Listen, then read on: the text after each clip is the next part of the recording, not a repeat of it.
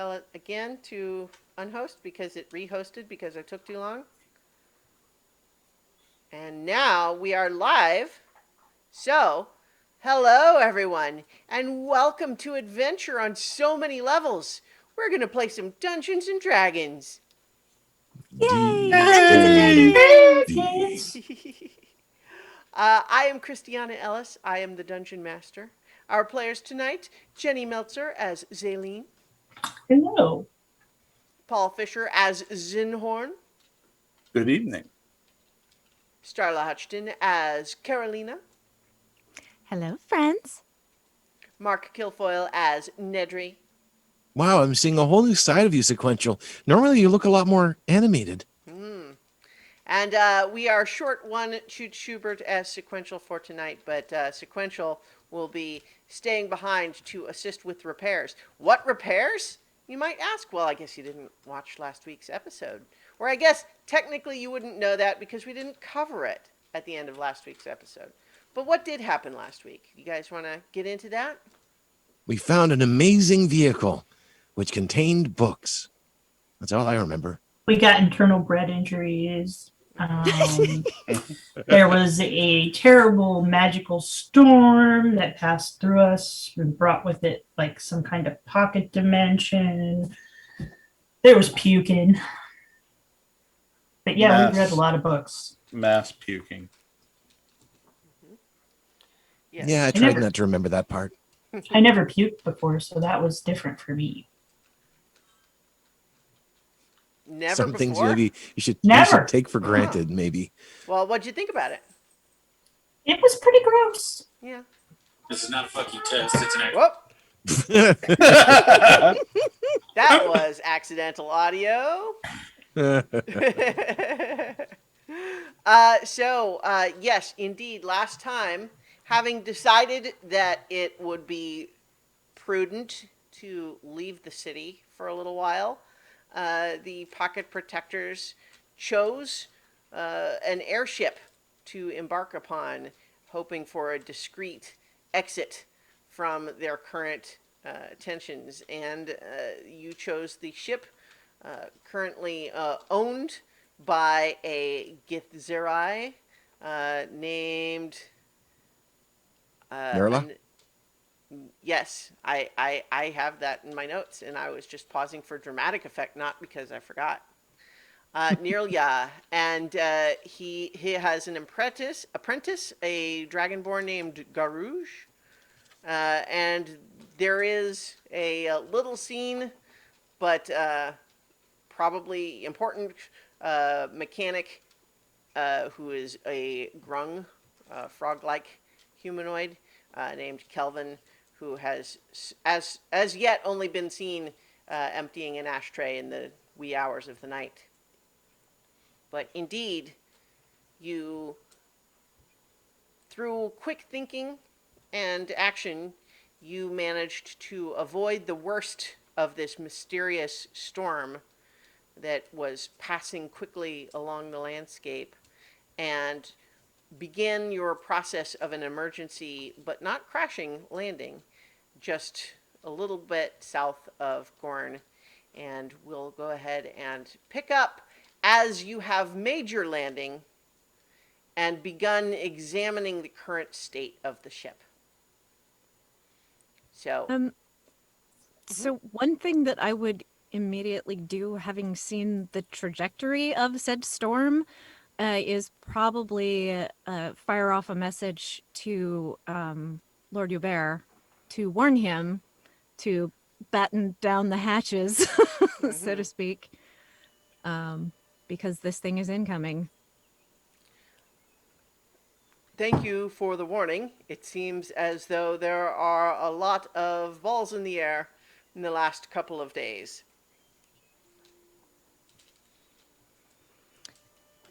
You could say that. Yeah. Used to be us up in the air, but we're not there anymore. Yeah.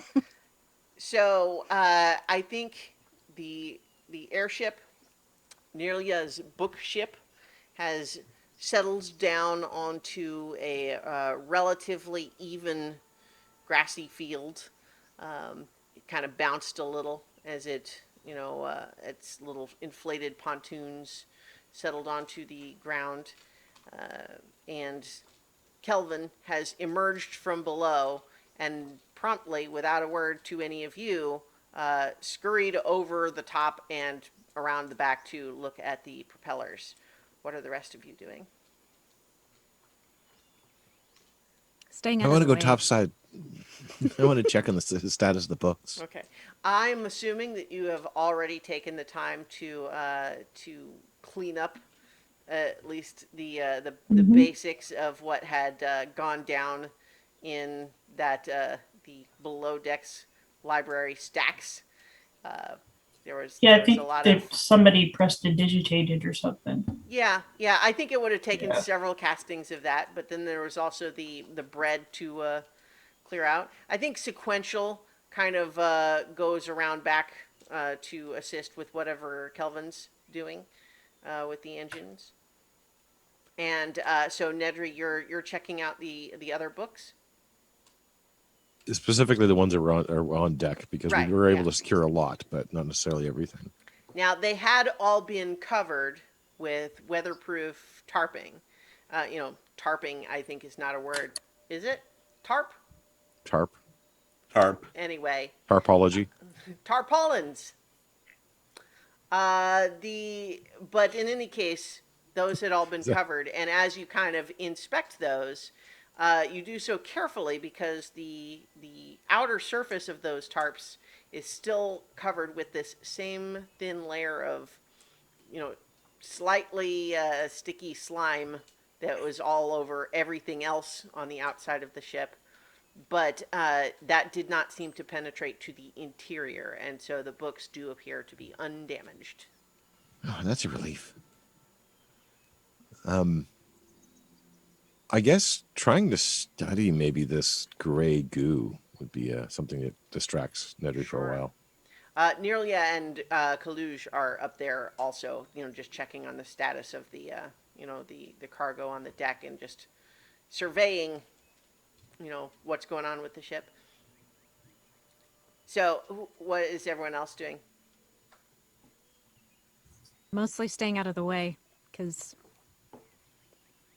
Sure. once I am given instructions, Yeah. I shall do that. But other than that, I will Mm-hmm. stay out of I'm everybody's gonna way. I'm gonna go look at the slime and see like if I notice anything interesting about it. Like, is it not on some things and or Sure. is it on everything? Yeah, we'll have you assist you and Nedry do some rolls on that in just a moment. What about you, Zaleen? I'm just standing next to Carolina being like, and people barf, like barf? Like that happens a lot? That's a thing? That's so weird. That's what I'm doing. Yeah, it's not one of our more pleasant features, but it is what it is. So I don't think I got to tell anybody, but I was looking through that book, before all the stuff started happening, and I think I found another verse for that song. Oh, But I'll talk about it later. oh yeah, definitely. So I think you were expecting to reach Gorn somewhat towards the end of the day, and since you were diverted before that, it is currently like early afternoon, so it's pretty sunny and warm out here. So you've got these green fields with tall grass around you. Uh, and at the moment, you can see forest off in the distance, and then what looks a little bit more like marshes off in the direction you were heading. But so Nedry and Zinhorn, you are inspecting this mucus. So go ahead and either you can both roll or one roll with advantage for an investigation check.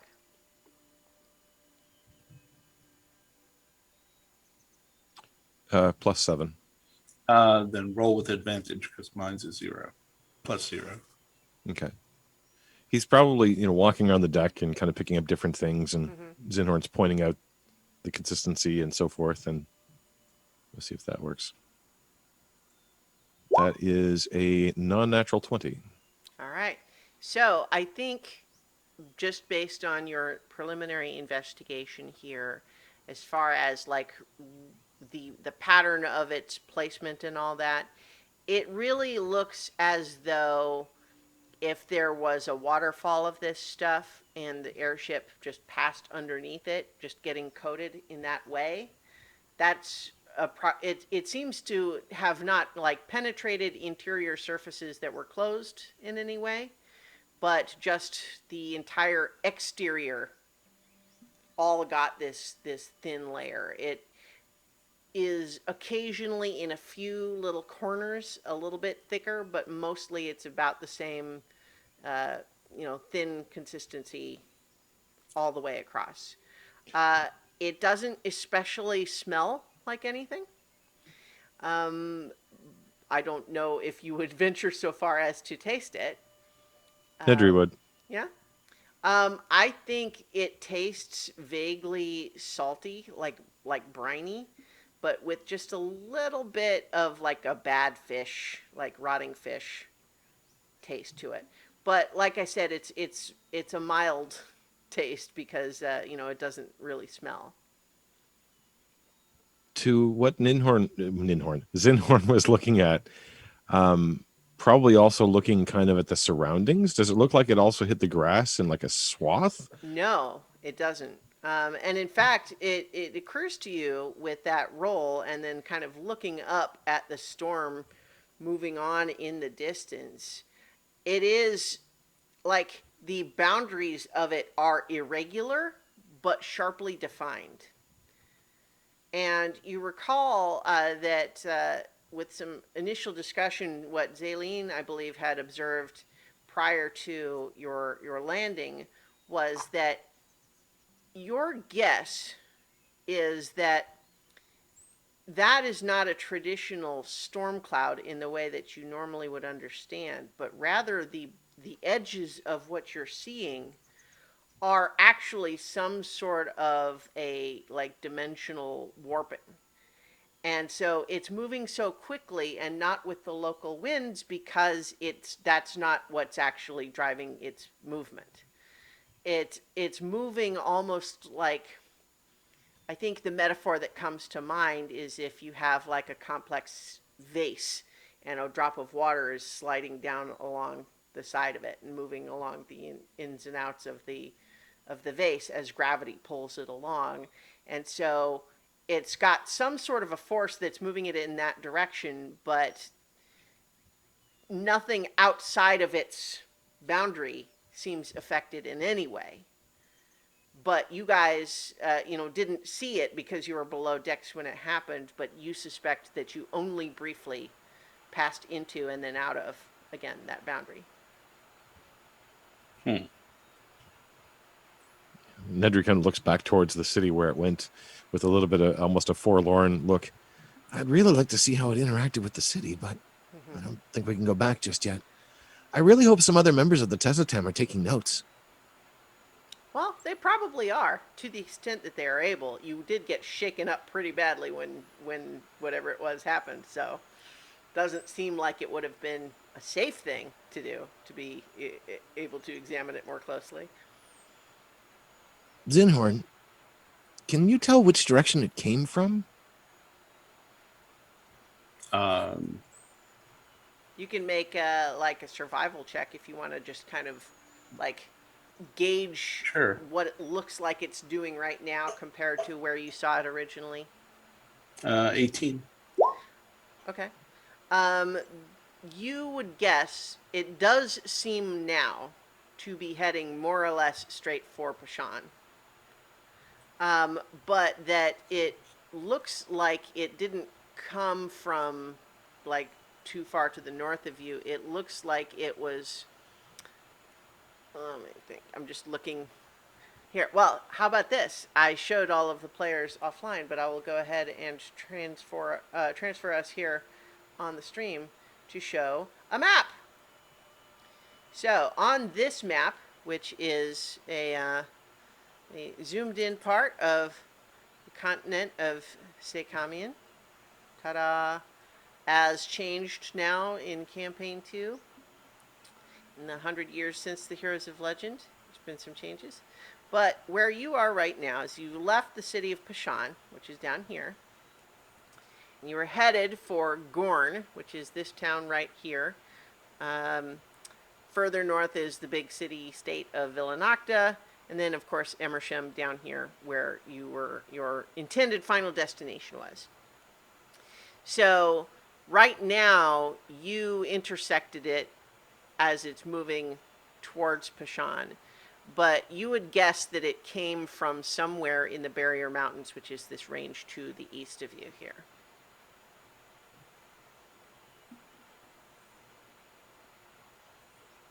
So Okay. I think that you don't have much more of a sense than that, because it's not, it's, you know, you're not seeing it on a map exactly. You're just kind of eyeballing the directions. But it does seem like it came more from the east than the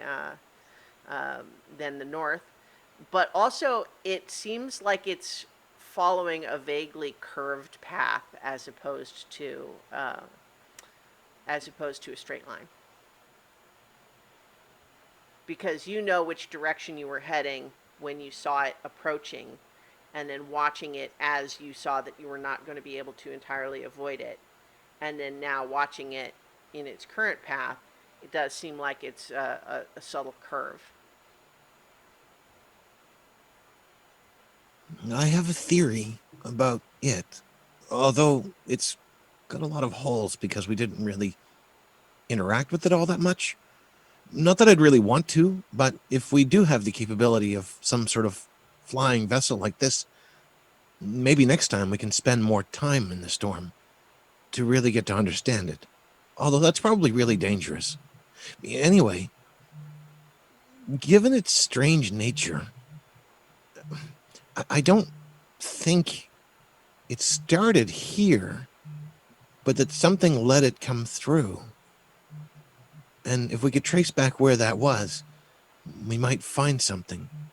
But I don't have enough to go by. And, well, like you said, it's somewhere over there, but not really all that precisely. I don't know what could cause that sort of thing. I need a name for it. I was thinking of sort of skyquake, but it wasn't exactly just shaking. Slime storm, maybe? Thoughts, Sinhorn? Um, hmm. I'll have to give that one some thought. Kind of a displaced weather event. A DWE in general. DWE. All right, let's see. I'm gonna see if I can try to draw the approximate path that you think, like, that it seems like it was doing. You know, just because it's kind of a curve. Okay. So Extra dimensional slime storm. Oh, I like that too. Pocket slime. let's see. Yeah. Yeah. Hang on. Here we go. But it does mean if we can Yeah. figure out what caused it, we might be able to prevent it happening again. So Or this green line that I've drawn on here, obviously it's a whole circle. I'm talking. You've only been able to observe just this sector of it, but that's approximately the path you think it was taking. So the northern barrier mountains. So I wonder if that is a normal thing if a pocket dimension interacts with the material plane in some way, that it, I don't know, causes it to react? Well, from everything I've understood, which admittedly is still somewhat limited at this point, pocket planes aren't really supposed to interact with the material plane. They sort of have portals, like the opening of the bag or different dimensional portals. And it's sort of two-dimensional, strangely enough. If anything pours through, it either comes into our plane or, well, actually the other part probably is closer to this. But I'm not entirely certain what caused this. It had a very strange path. I don't think it was intelligent. but it was directed or drawn. So Nearlia and Garouge have been like they were doing their own assessment of the state of everything up on deck, but they seem like they're trying to give you guys as much space as possible, right? Like they're having their own hushed conversation between the two of them, but they seem like they are sort of very deliberately not trying to not get involved with whatever you guys are doing.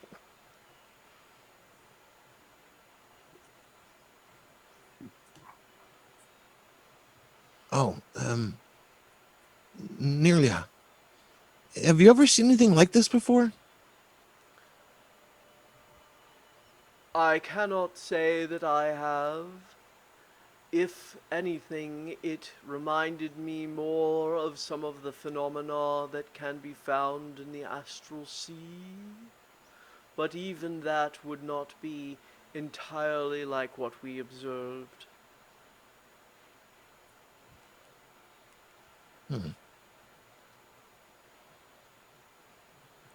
have to go to the Astral Sea, compare it. Garouge says, I'm still kind of a little bit hung up on how quickly you guys seemed to be concerned that it was something to do with you. Nearlia actually turns over their shoulder and kind of gives a look to Garouge, and Garouge just kind of puts up his hands and is like, all right, never mind. Well, we investigate strange phenomena, particularly related to pocket planes, but there are a lot of them out there. We're still getting started. And for whatever reason, maybe it's luck, although I'm not entirely certain on the entirely strength of magical theory of luck, but let's call it luck for the moment. Or maybe it is fate, similar problems. I'll put that in appendix later, but we seem to be encountering a lot of them. And it may be related to some of the things we've looked into before. Or it could be completely unrelated.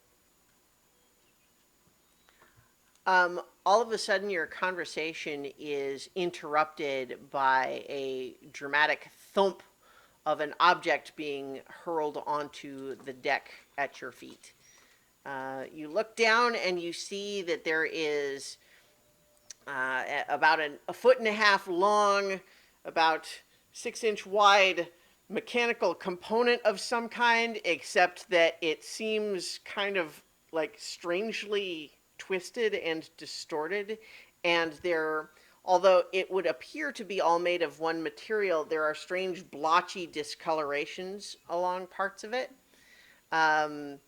Clearly, it is a mechanical component of some sort, but it certainly looks unusual, and that impression is confirmed a moment later when Kelvin hops down after it and says, "It's not supposed to look like that." Surely you have a spare.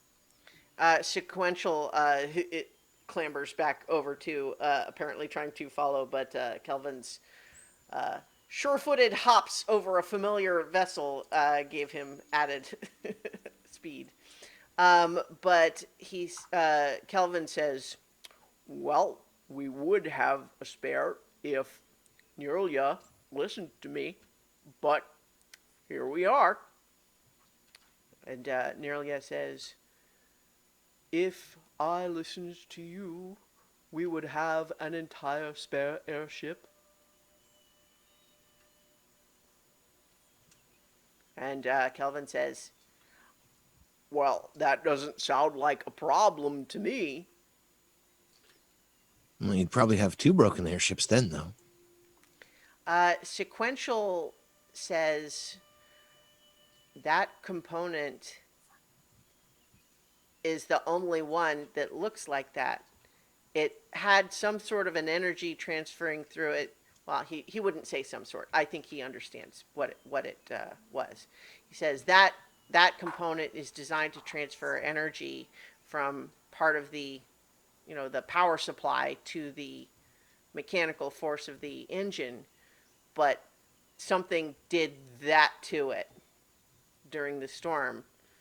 It wouldn't have been just shaking it around. And I don't think it was the slime either, but something did that to it. And we're going to just need another one, or else we won't be able to go anywhere. We could float up, but not run the propellers. Idri kind of is excited at the prospect that this is somehow affected by that thing and kind of dives down towards it and starts to look at it. Okay. What's it made of? Is it some sort of exotic material? Did it have some sort of magical enchantment? And the questions start rolling out at that point. So go ahead and you can make a. Let me think. This would probably be an Arcana roll. Okay. You can be assisted with advantage because Sequential was looking at it too. Okay.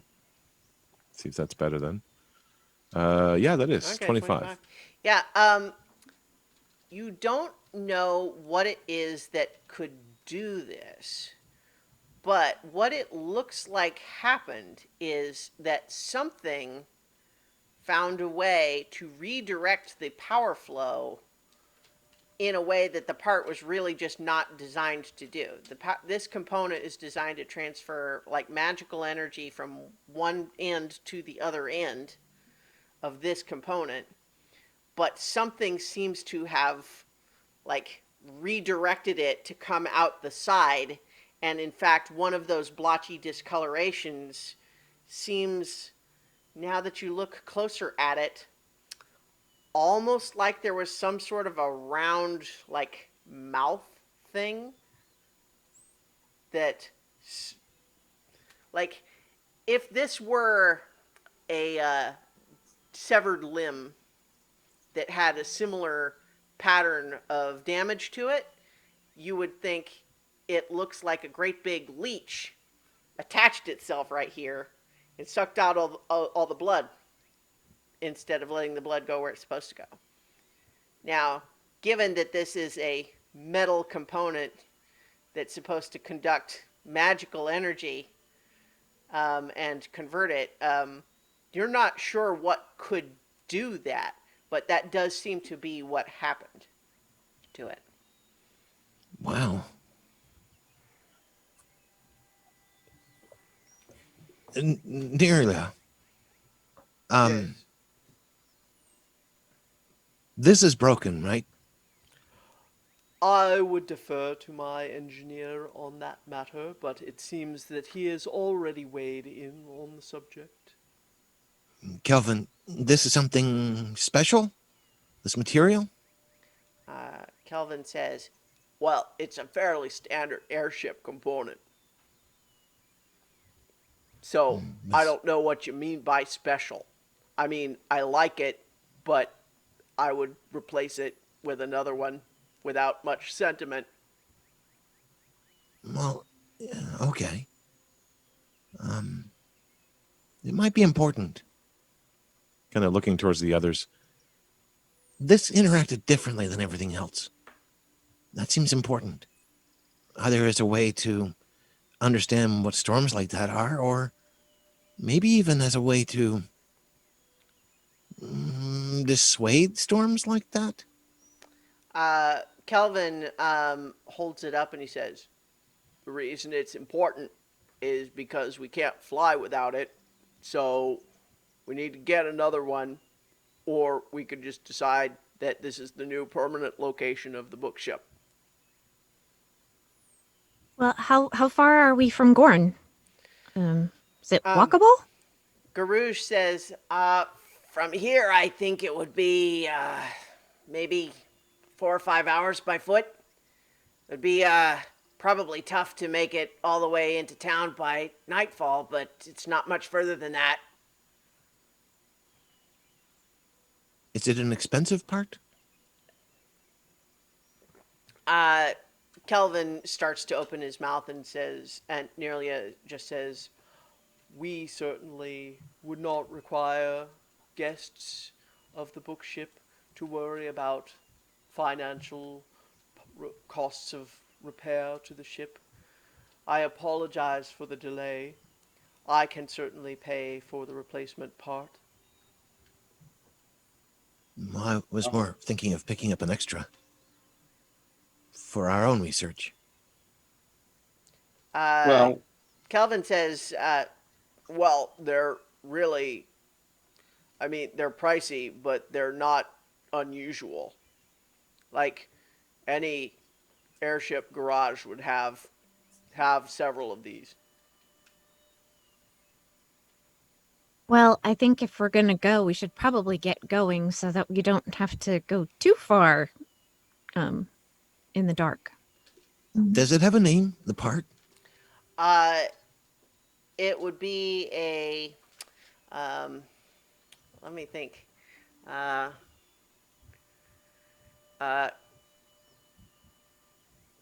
It's a catalytic evoker coupling.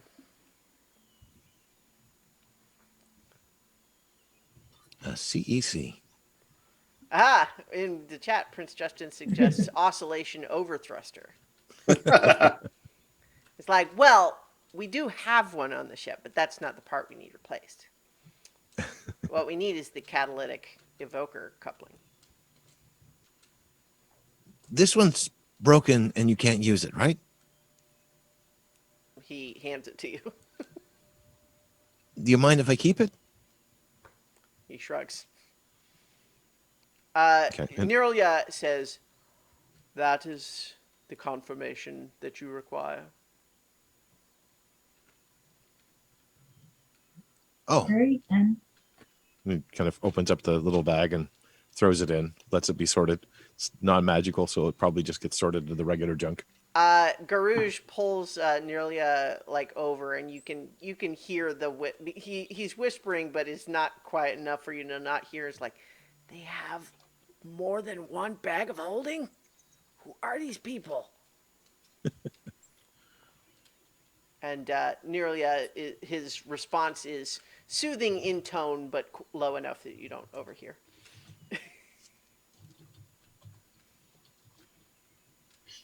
All right, guys, should we?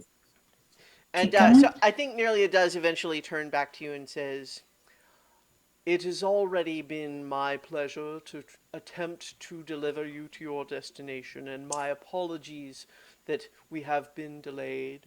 If you are capable of obtaining another replacement part, I would be extremely grateful.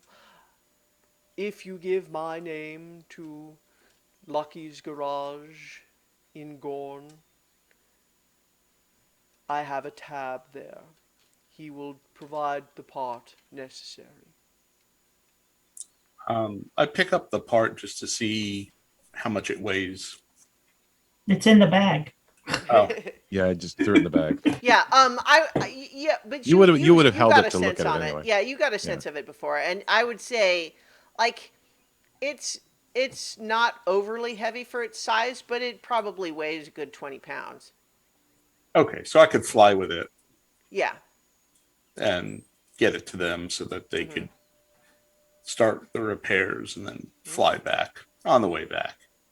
But, oh my goodness, we're not in a city. Whatever will I do? Ah.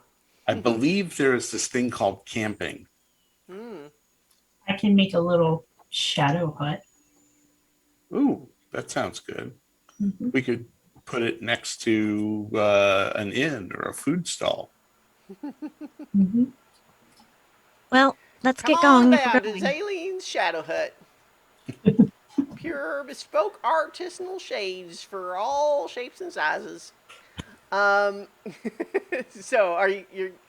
Sequential says that there are other repairs to the engine, and he is happy to stay behind to help Kelvin for clearing out all the slime off of parts that really aren't designed to operate with slime on them, and also, of course, to just be some measure of protection for the ship while it's grounded. Do we And have maybe. Go ahead.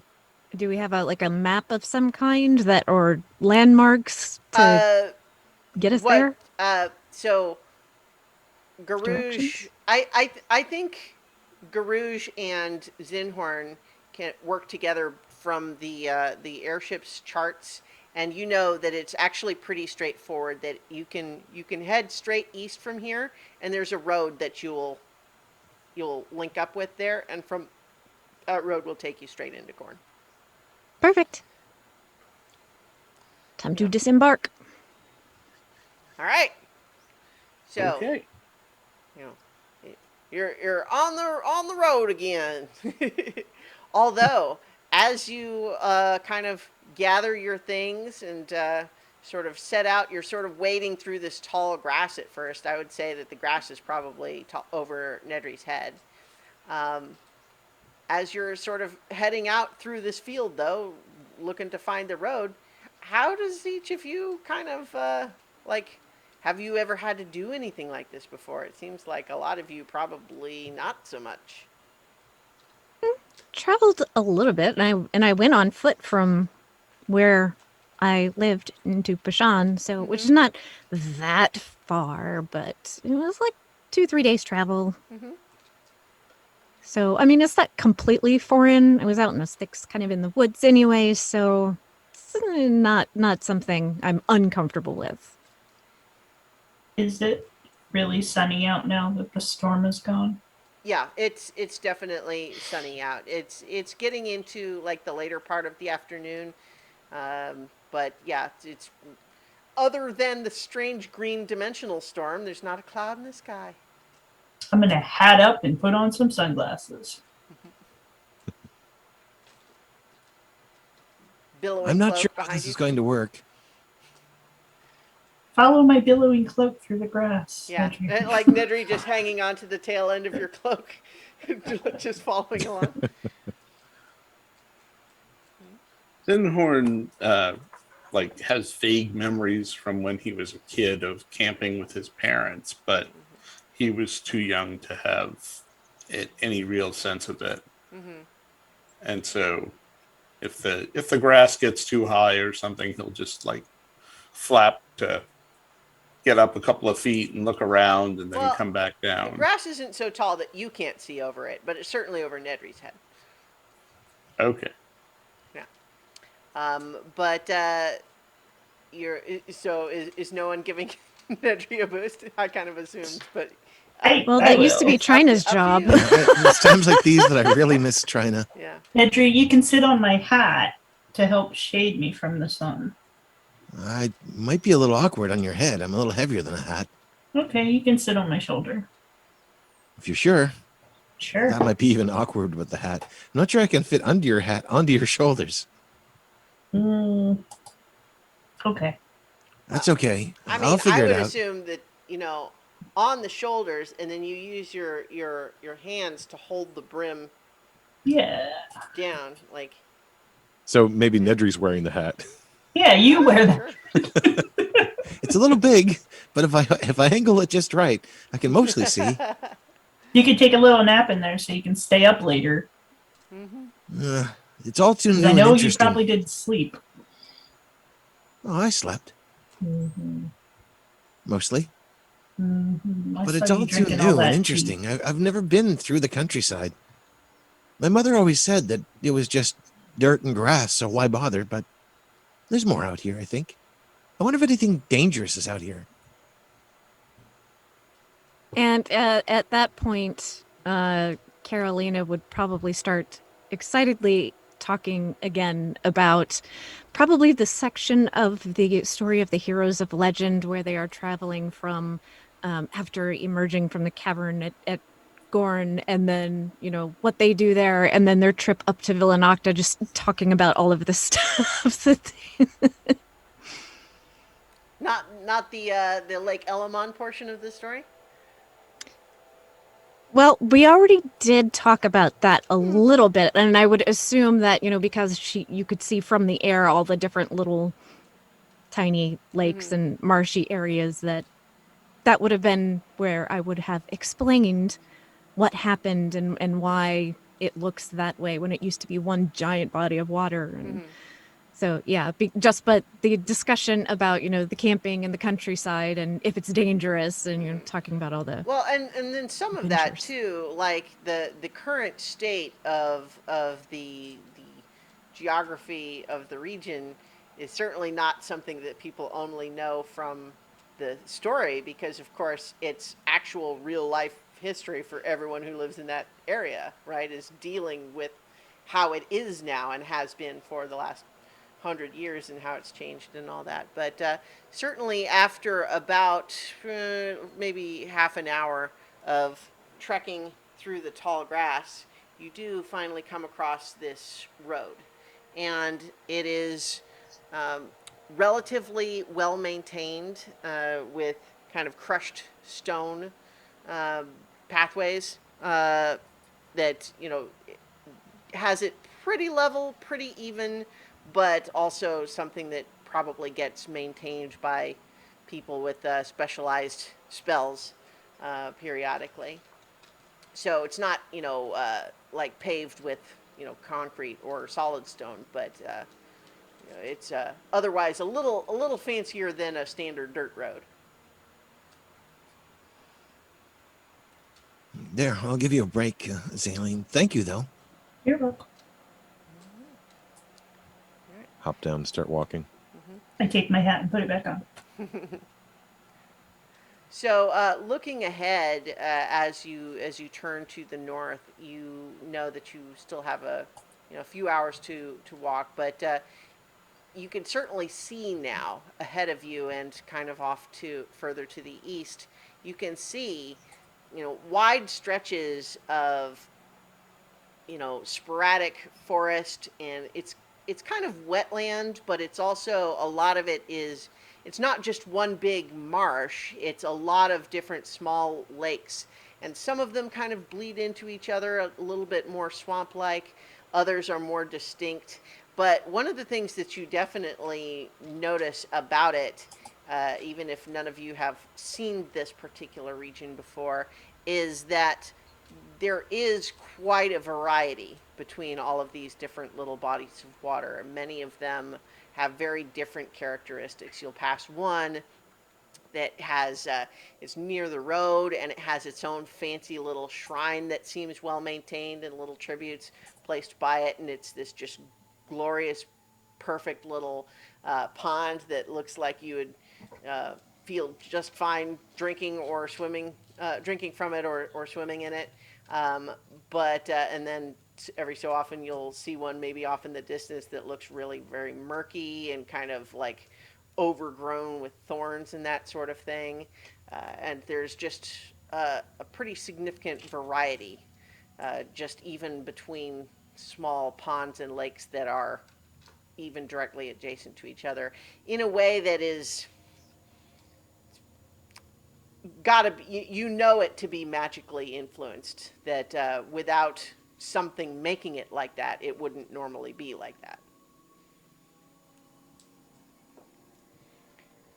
But as you continue along the, this is this is a few hours going by. Are you hurrying? Are you taking kind of a leisurely route? Are you watching out for trouble? What's your strategy here on this overland journey?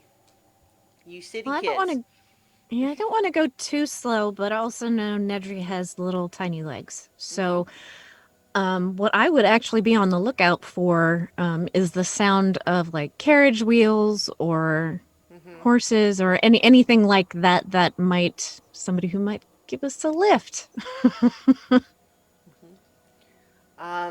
At least in this first couple of hours, you haven't heard any carriages, although you did hear echoing kind of across the fields to the west. You did hear a lightning rail train go by at a distance.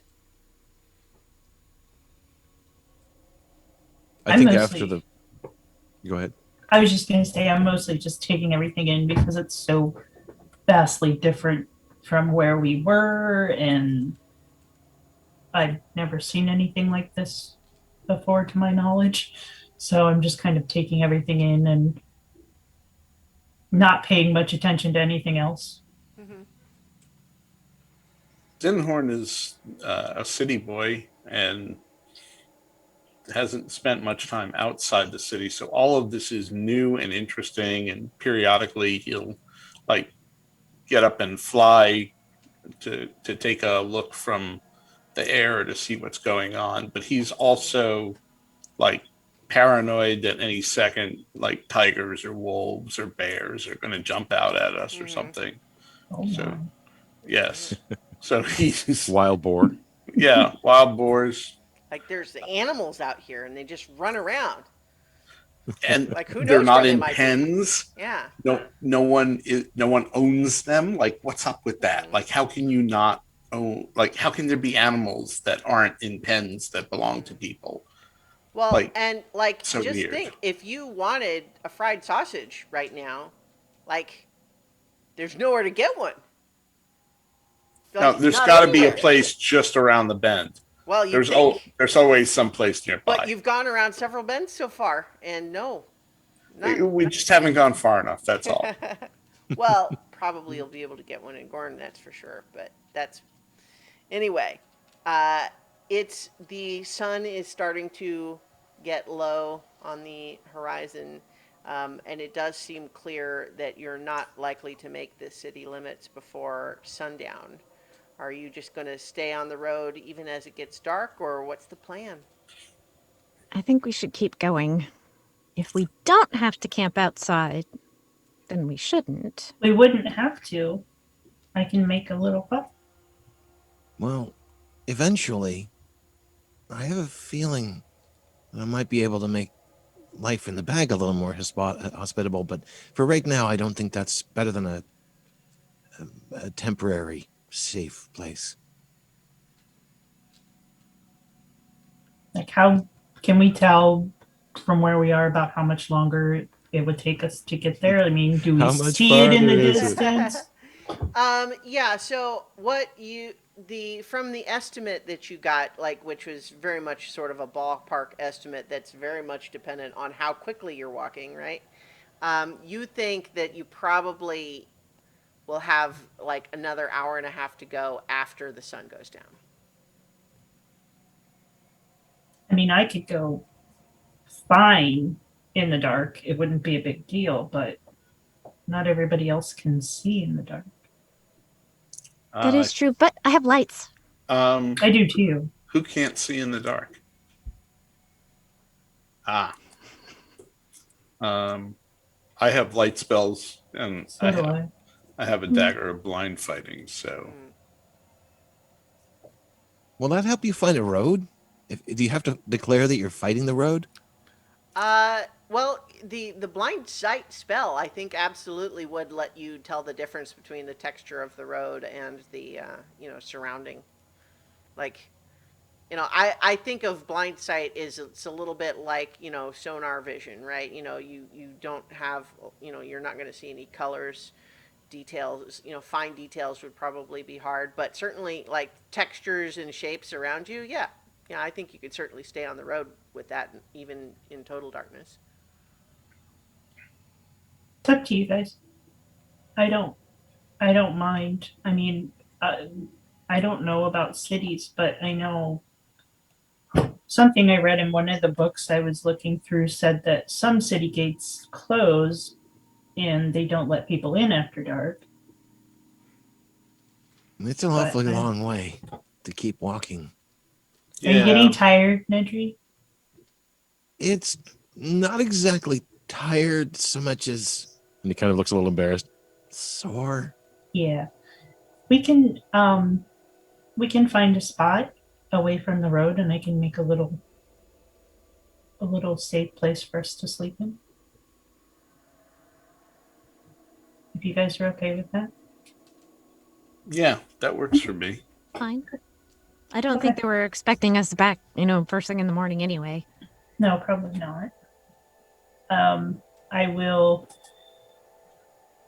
make a survival check to find what looks like a good place if you want. Yeah, I mean, Yeah. that's The ground certainly- is squishy. That's not a good place. Yeah. Well, I don't Might be know able the to help with difference. All right. So, 6. so with a roll of 6, I think you're finding that this particular area where you've chosen to start looking for a place is actually fairly soggy and marshy. And as soon as you kind of get off the road, you're saying, okay, well, what about here? Squish, squish, squish. Well, okay, maybe not here. What about on the other side of the road? Splash. Okay, well, maybe you've got mud up to your knees on your covering your boots and everything now, just trying to look for a place, but looks like there's not going to be anything off of the road right around here. You might have to keep going a little further. Okay. So we'll go until we find a place. Okay. Yeah. Well, so I'll help look. Yeah. I'm usually pretty good at those, but I Mhm. rolled a 2, so. Well, and it's certainly as it's getting darker, it's going to be even harder to try to find a place, because I think one of the things that once again, city kids didn't probably necessarily fully anticipate is that, like, even for those of you with dark vision, it gets pretty dark. So anything outside, like if you've got a light spell going, you can see whatever's in that pretty well, and anything outside of it just is nothing. Hmm.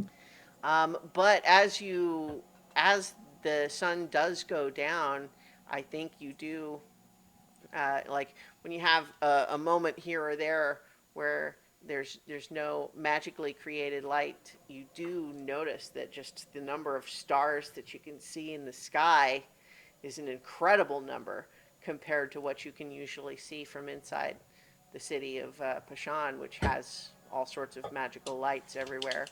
And it's kind of just a remarkable sight, I think. Certainly compared to what you'd be used to at home. But as you're kind of trudging around and it's very dark and it's increasingly hard to see what lays out on either side of the road, but you are starting to see the twinkle of what is maybe lights from Gorn ahead on the horizon. uh, you do actually also spot quite a ways off what looks like a much closer light. It looks like um, it's quite a ways off still, but if you want to try to tell more about it, you can roll a perception check for me. But basically, what you see right now is a small light that looks to be considerably closer to than the city, and it is somewhat like uneven, irregular, like it's not holding still. I rolled got- a 15. All right, 13. I think that you'd have to get closer to know more, but your best guess right now is that a couple of 100 feet up, there's someone holding a lantern while they walk along the road. You can't tell from here whether they're coming towards you or away. Do you have your own light spells up?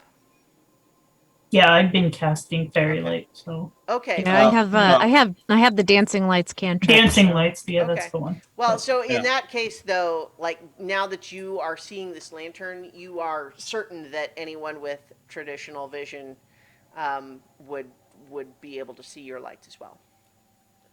Okay. And I have a light spell up on my shield. Okay, so you guys are fairly well lit right around where you are. Mhm. And so you're spotting up in the distance in what would otherwise just be total blackness. You're seeing what looks like a lantern being carried by someone, but it's a ways up. Okay. I think Nedger's been distracted by the number of stars, and he's trying to figure out if he remembers any of his astronomy lessons, and he's not remembering them. Well, you didn't go into divination. Like, what do you need stars for? Still don't understand why it's so important. Says the person who wants to know everything. Well, he would be holding his pen above his head, and little traces of the blue magical energy he uses to cast spells is sort of drawing lines between the different dots. It's like, I can draw anything. This is crazy. Denhorn, did you want to maybe, not that I necessarily think it's somebody with bad intentions, but you never know. Um, what would you think about doing a little bit of reconnaissance where they couldn't see you? You want to make me invisible again? That is the idea, yes. I make a lot of noise. I can do it I'm not very stealthy. as a shadow. Hey, there's somebody walking up ahead. And Nedry starts walking that direction. No, Ned- Nedry, wait. Nedry, come back. Stop, Why? Nedry. By the back no. of the Maybe they know cloak the again. place to stay. We have a place. Not everyone everybody seeing, is your friend. Never mind. Don't talk to strangers, Nedry.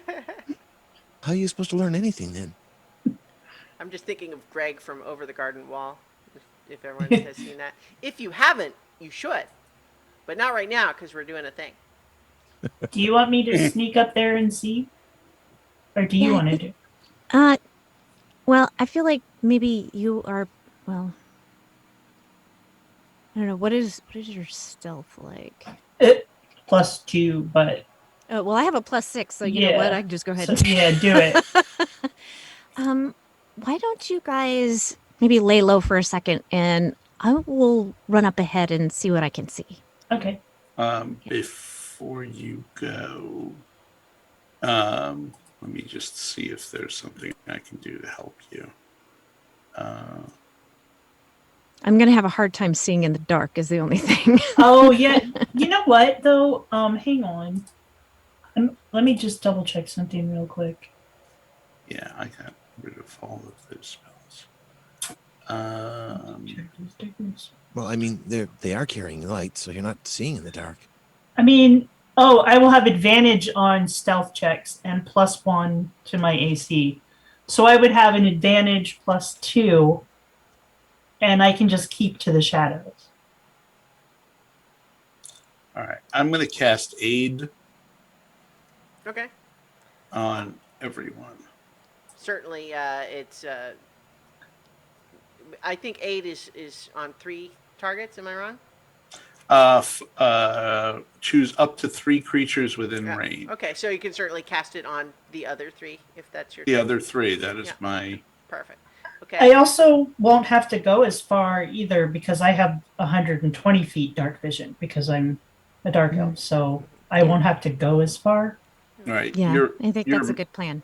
Everyone's maximum and current hit points go up by 5. Yeah. All right. So, Zaleen, you're shadowing up and Yep. running ahead? So I assume you are attempting to be stealthy, which you have advantage on given that you would be extraordinarily hard to see, but they could still potentially hear you. So let's go ahead Yep. and get that stealth check. Okay.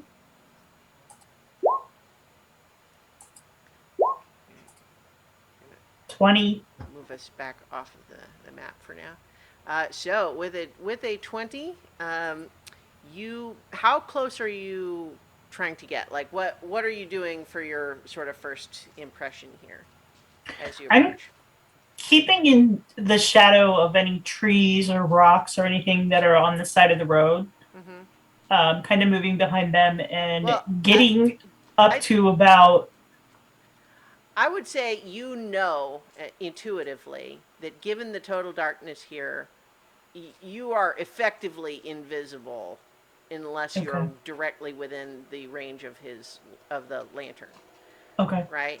So like unless you enter the little circle of light his lantern is creating, like he's not going to see you because you're Okay. a black shape in blackness. And it's not even like the color black, you are literally shadowed just like is surrounded. So, but that said, they could hear you or other senses and that sort of thing. So that's what your stealth check is for here. Okay.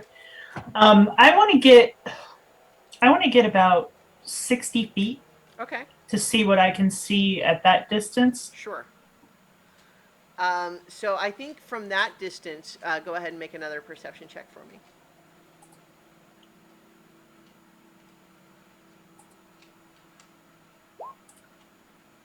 23. 23 is pretty good. So at from 60 feet away, you can tell that it does seem to be one person walking on their own, holding a lantern. As far as you can tell, they're humanoid, but it's hard to tell more specifically than that.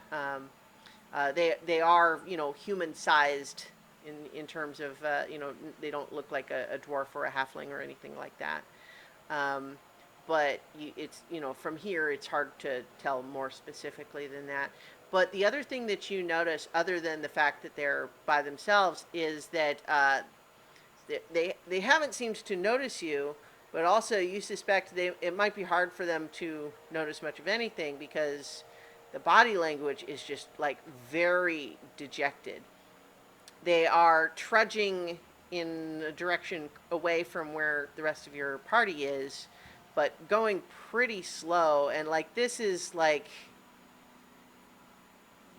this person looks like they've just they're barely managing to keep moving one foot in front of the other, and shoulders slumped. The lantern is not being held up; it's being like held with like a limp arm down at the side. Can I tell from this distance whether or not they have any visible weaponry? I think you don't see anything, but it would be hard to be sure from this far away.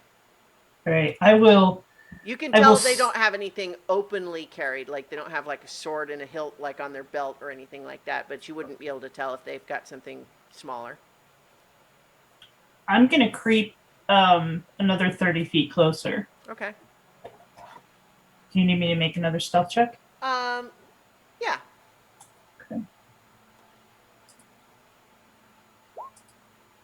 Okay. You're Did getting. it roll both of them? Yeah, yeah. Okay. And it's funny just because you keep rolling with advantage, and as often happens with advantage or disadvantage, there's one pretty good one and one not as good one. So it's a Yeah. good thing you have advantage. So that's another dirty 20.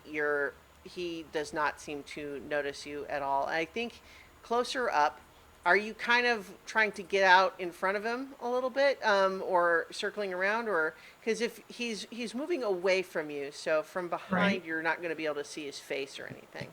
Yeah, I'm gonna try to get like off to the side a little bit ahead to see if I can get a better picture of. Yeah, it's not difficult because, as I mentioned, he's moving pretty slow. Okay. Yeah, so from this distance, you can see that he does appear to be human or maybe half elf. You can't see his ears. He's wearing a hat. He's dressed like perhaps just a farmer. His pants look like yours right now in the sense that there's like, there a lot of mud and looks like they got, wet and muddy up to like mid thigh. And you can see that his hands and like up to his forearms are very muddy as well. And he just looks like devastated. Like he is only managing to walk down this road by not knowing what else to do. Like he's just trudging very sort of slowly and deliberately, but just got a very much staring into the middle distance sort of expression on his face. Very sort of haunted look. Okay. I'm going to run back to everybody else and let them know there's something really sad about this guy. I think he's safe.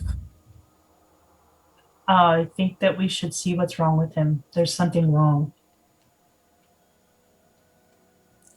Okay. So All right, let's go talk to him. I will drop my shadow body so I can be visible.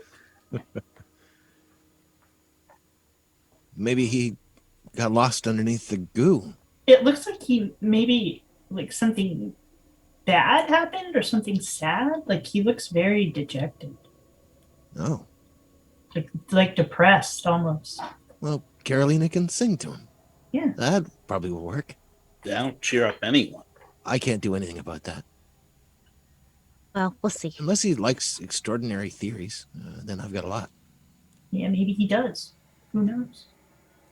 So And Yeah, Nedry let's starts go. walking toward them. yeah.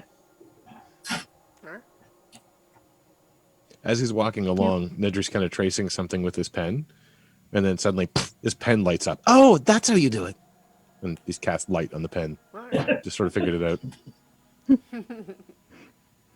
I think And then as we go along, Carolina would be humming Heroes of Legend, Are We? So So you're not Because that especially trying to be feels- stealthy right now. no, no. I think that Okay. once we get within like 30 feet, I would actually call out and be like, "Hi, hey, Yeah. sir." So I think until then, he doesn't really show any sign whatsoever of, responding to you at all. Even though you suspect by the time you're within 30 feet, he would be seeing around him the outer edges of the light that you guys are carrying. And certainly you weren't trying to be quiet either, but he didn't really respond in any way until you actually called out like that. But you just kind of say, "Hey, sir," Yep. he sort of takes another half step and then stops, kind of turns and looks over his shoulder a little bit, and the rest of you see like what Zaleen saw, which is just this really like hollow-eyed, metaphorically, not like literally you can see his eyes. I'm just saying, He's I not. have to clarify, just because this is a fantasy universe, you might very well have someone turn around and, "Oh my God, there's no eyes!" But that's not what's happening. He just looks very sad.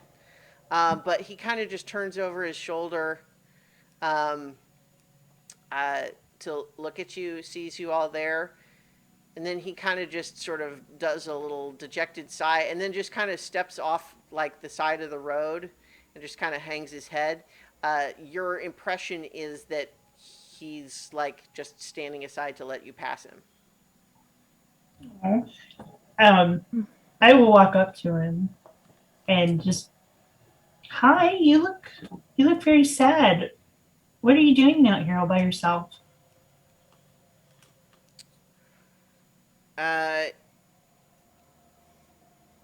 He kind of opens his mouth to reply and just doesn't even get half a word out before you can see his throat kind of tightening up. He, it's that sort of thing, like when you are only barely holding it together and someone asks you to talk about it, like that's what's going on with this guy right now. But he just says, nothing that concerns anyone but me and my family, so. And that's about all he manages. Is it far to Gorn from here? His eyes kind of focus a little bit, and he's like, no, not far. It's maybe an hour up the road. Oh, that's good. What happened to your family? Maybe there's something we can do to help. Make a persuasion check. Carolina, give him the card. Did your family fall into a portal? Yeah. So yeah, I would actually, yeah, I'll kind of put my hand on his shoulder and hand him a card. It's like this is what we do. We help. Okay. Well, we definitely need the bad Ghostbusters commercial for us, by the way. Yes. I was just have you or your family found yourself dropped into a pole fisher or like a portal fisher or gate? So with that assistance, I'll let Zinhorn roll with advantage, which is good because that first roll was an 8. Yeah. Let's try that again. 15. 15's better. There's just a moment where you see him reassess, looking at all of you, noticing that there's 4 of you and you all appear to be like armed and have gear and armor, and you're clearly adventurers as opposed to locals or farmers or whatever. And he says, well, don't know quite where to begin the story. Well,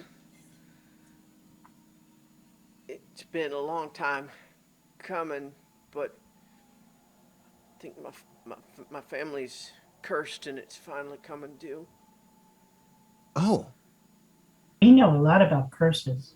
Nedry sits down, opens his book, and begins to write, and then is very pleased that his lit pen makes it much easier to write in the dark. I'm just suddenly imagining, like, like a Lisa Frank Trapper Keeper with a glow in the dark purple pen. You know, I know Oh, that's that's not exactly fantastic. what you've got, but just suddenly the lit up pen just gave me this, like, you know. Anyway, I guess all the glow in the dark stuff back then was probably just green. They didn't really have as many other colors for glow in the dark stuff back then. But you know, you had that kind of sickly yellow green. Anyway, yours is blue, and that's not what we're talking about. So,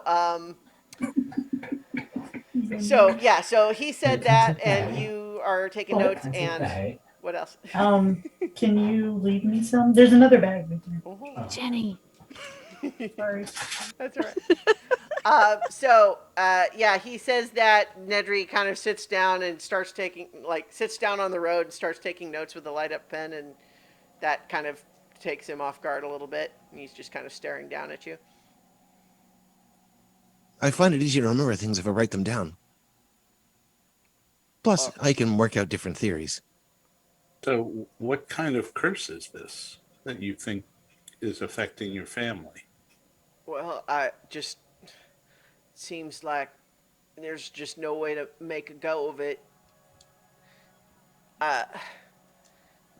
We've had a farm in this part of the land for generations, but the next.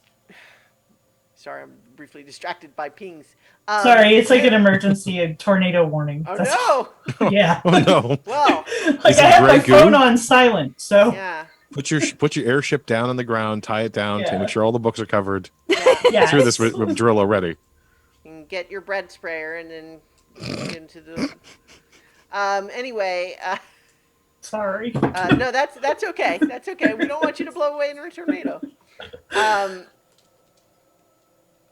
So, but just seems like ever since my pa died, just nothing's going right for us. And now I think this might be the end of it. Oh, my name is Nedry. What's yours? I guess call me Steuben. Steuben? You spell that with one U or two? One, I guess. Okay. I mean, but where would you even put the second one? What? You know, I met a tabaxi once that had a lot of extra U's in their name, so I always ask now. All right. Well, I don't know about How, that. how long ago did your pa die? That was 15 years back. But it's just I think I don't know what it was, but our luck just changed around then, and we've been trying to make a go of it, but you know, before I had my wife and my daughter, and he kind of goes like, his eyes kind of glaze over again. He just looks down at the ground.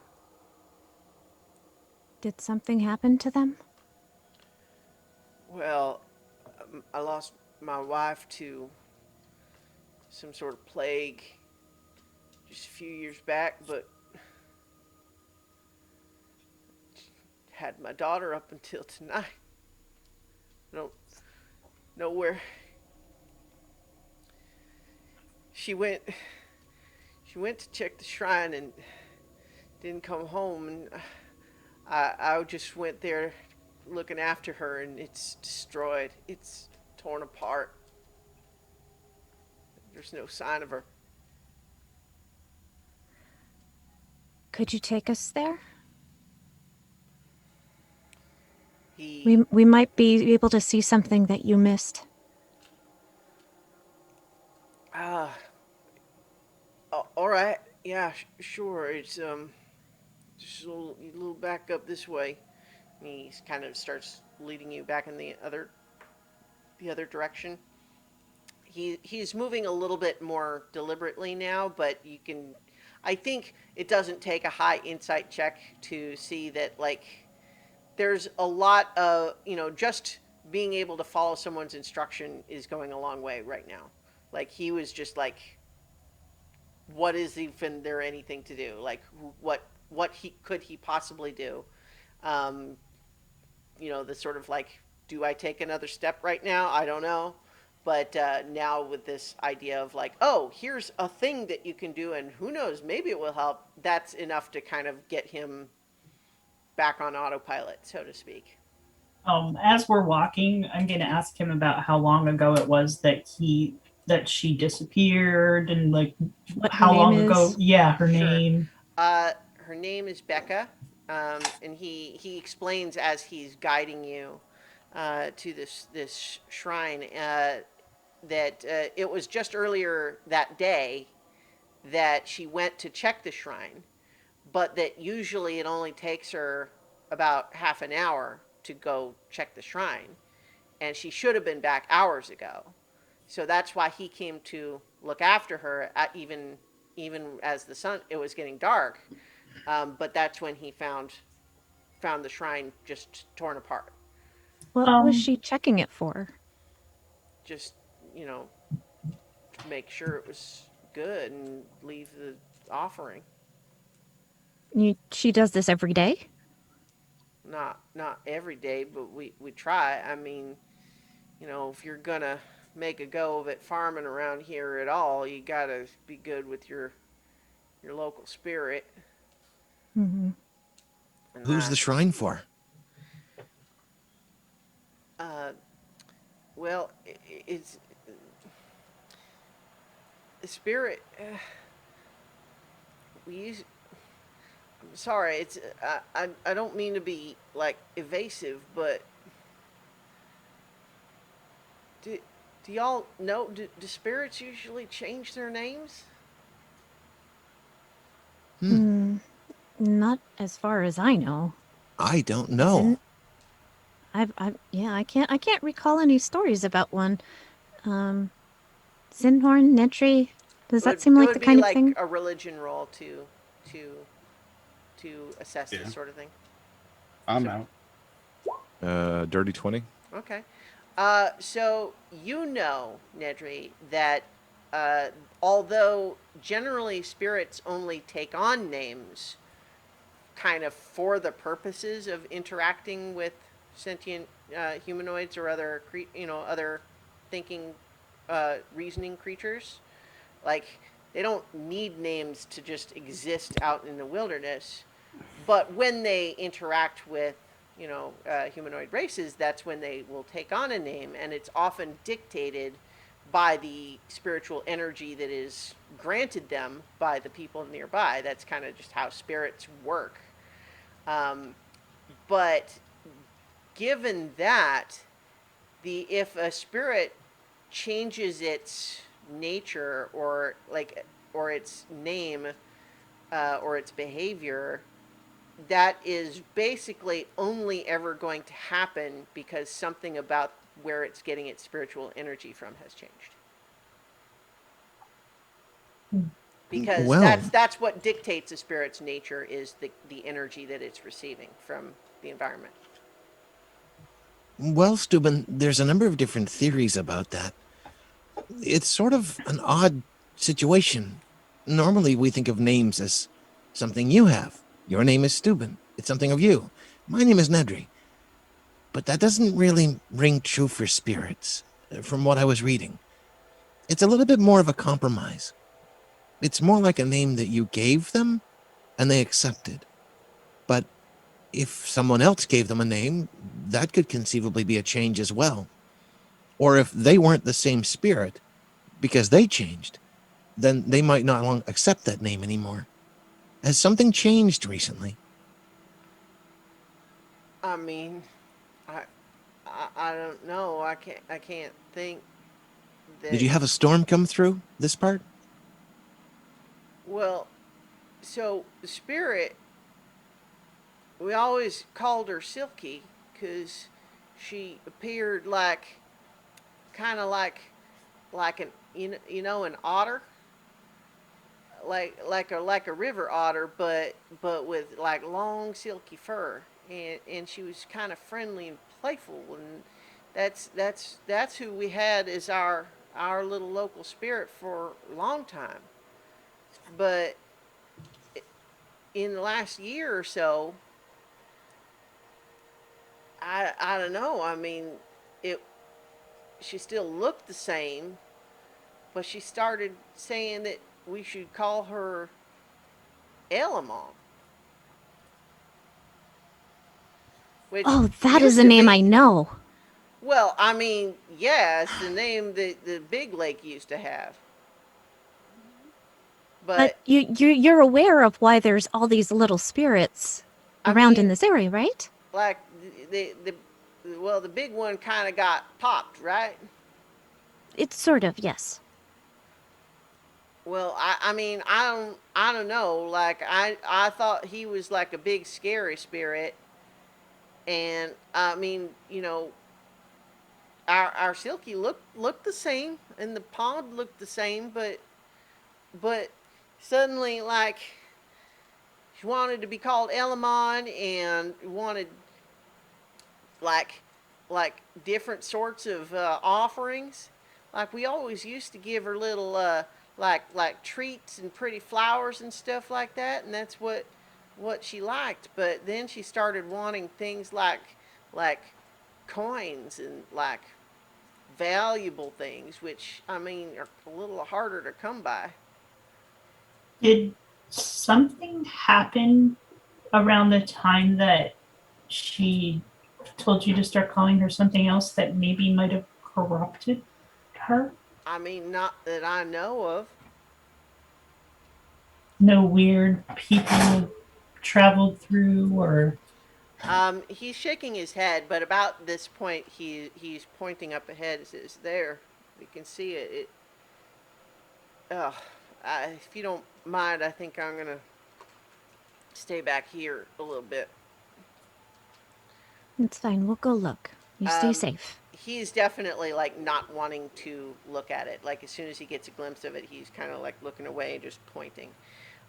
But as you approach where he's directing you to, it's clear, as you've seen several of, making your way along, that some of these ponds have these, little wooden or stone or a variety of different sorts of construction, just these little shrines where there's kind of just a place where people can go to kind of commune with the local little spirit and give them little offerings and everything to just, you know, give positive energy with the hope that the little pond or lake or body of water is going to be more in line with what those people want it to be. But what you see here used to be probably a pretty charming little wooden, painted white uh, shrine, about 3 feet tall, 1 foot square, and some fancy little carving work on the sides. But what you can see is that not only has it been smashed to bits, like it's in flinders, like someone, like if a person were going to try to do this, they'd need like an axe or something. It's in little pieces, not even just broken apart. And you can smell what smells like dried blood, and you can see in the light that some of these pieces do look stained red. And if there were any offerings in the center of it, they are gone now. Wow, this looks terrible. Yeah. Tell me about this spirit that you recognized. Well, so he kind of stayed back. Are you kind of going Oh back? no, Oh, I'm asking. Uh, Well, Elamond was before the heroes of legend came through here, the second time I think all of the fissures and the splintering of reality had kind of caused the spirit of the lake to go a little crazy, and they had to fight it. And at the culmination of the fight, they essentially dispersed the spirit of Lake Elamond into a bunch of tiny little spirits and let them kind of battle out their little turf wars and stake their own little claims. So Elamond was the name of the spirit of the lake when it was one huge body of water. Yeah. Hmm. I And- think. I mean, was I mean, they fought Elamon, but was Elamon good or bad or? Well, I don't know. Originally, I get the impression from the stories that what was happening in the world at the time had changed the spirit so that it wasn't acting as it normally would. It had grown outside of its boundaries. The water was everywhere. I wonder if it's like a weather vane. Well, so Zinhorn, since you received I think some of the things that you would probably have been taught as part of your, your clerical training, along with things that you would know from receiving the Heroes of Legends message, their signal back before you got pulled into your own pocket dimension. You like this rings a bell now that she's pointing this out, and so some of the things that you remember now are that the spirit. So Lake Elamon used to be one great big lake that was not only like large as lakes go, but known to be extremely deep and very old. And it was thought that of all of the known spirits that existed at that time, only Rushama probably rivaled Elamon.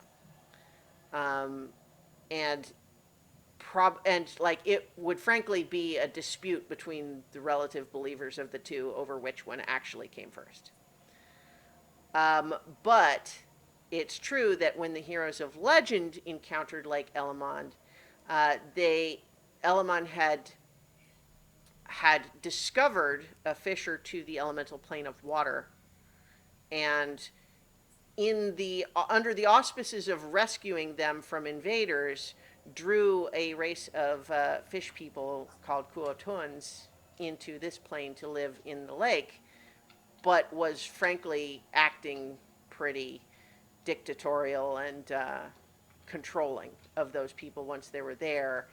And the behavior, so hard to say over like what was their nature for a long time, but like their reputation before had been kind of stern and austere, perhaps in the vein of a very old, powerful spirit, but not hostile or aggressively evil or anything like that.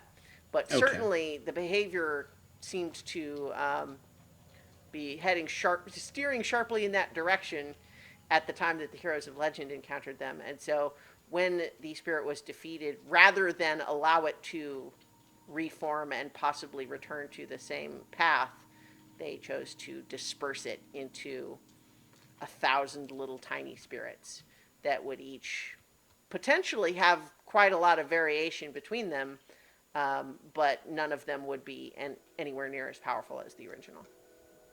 Okay. That's So a part primer of- for those of you who didn't watch the whole campaign one. So part of me wonders if maybe a year ago another spirit didn't decide to take over instead of like I suppose it's possible for, the spirit itself to have changed, but that seems like it would be something really drastic that people would know about. Nedry's I mean, already what pretty if close to the ground. He pulls out his pen and starts looking at the ground around the shrine to see if there are footprints or claw marks or such. so I it's don't know. Something happened a year ago? That's like a long time ago. Yeah, I Did mean, anything happen a year ago? I mean, I'm kind of thinking it's like, well, like water. I mean, spiritual water, sure, but when you have water in pools, if you have a little bit of shaking, how should I put this? Imagine you spill a lot of water on a table, and it kind of has different spots that are wetter than others. And then you jostle the table, and the water kind of spills. And then when the two pools of water match, they kind of become one pool of water. And that could have happened here. Different spirits around that were nearby each other come in contact and, I don't know, become merged. And if they become merged, then their nature might have changed. Although, to take on that name, it seems like a lot of them would have had to merge. Wonder if someone's merging them. That could happen. Like if you were trying to water a field and you just sort of cut all of these together to make a bigger pool, and then drain that pool to water your field. That would work. Oh, I have to try that. While Nedry is theorizing that, I'm kind of drawn toward the water. I'm gonna walk up and stick my hand like in the Okay. water and see if I can feel anything. I was going to suggest throwing something in, but Huh? pebble. Okay, hand works too. Zaylene's hand, pebble. What's the difference? I mean, I was thinking Nedry was going to be thrown in a moment here, but Yeah. Oh.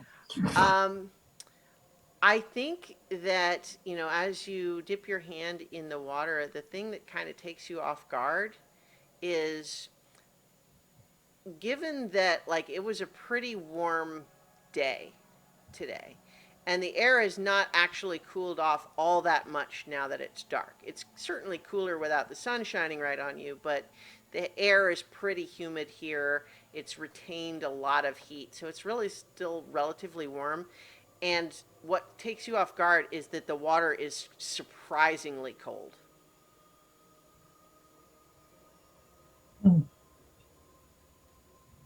Does it have any kind of like weird magical feeling to it?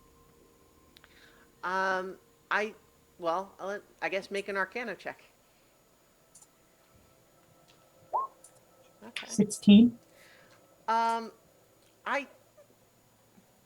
No, I did ask for an Arcana check. Because I think part of the distinction is that there's arcane magic, but then there's also like spiritual or natural magic Mhm. that aren't necessarily the same Right. thing. That's what But, I'm. Yeah, but I think that I think you can't pin down what it is, but there certainly is a heaviness in the air that doesn't seem entirely from the humidity, or just the mood of seeing that ominous smashed shrine. Um, but you do feel like that there's something like an unreleased tension in the like the magical field, the aura of this place, that there's something unresolved.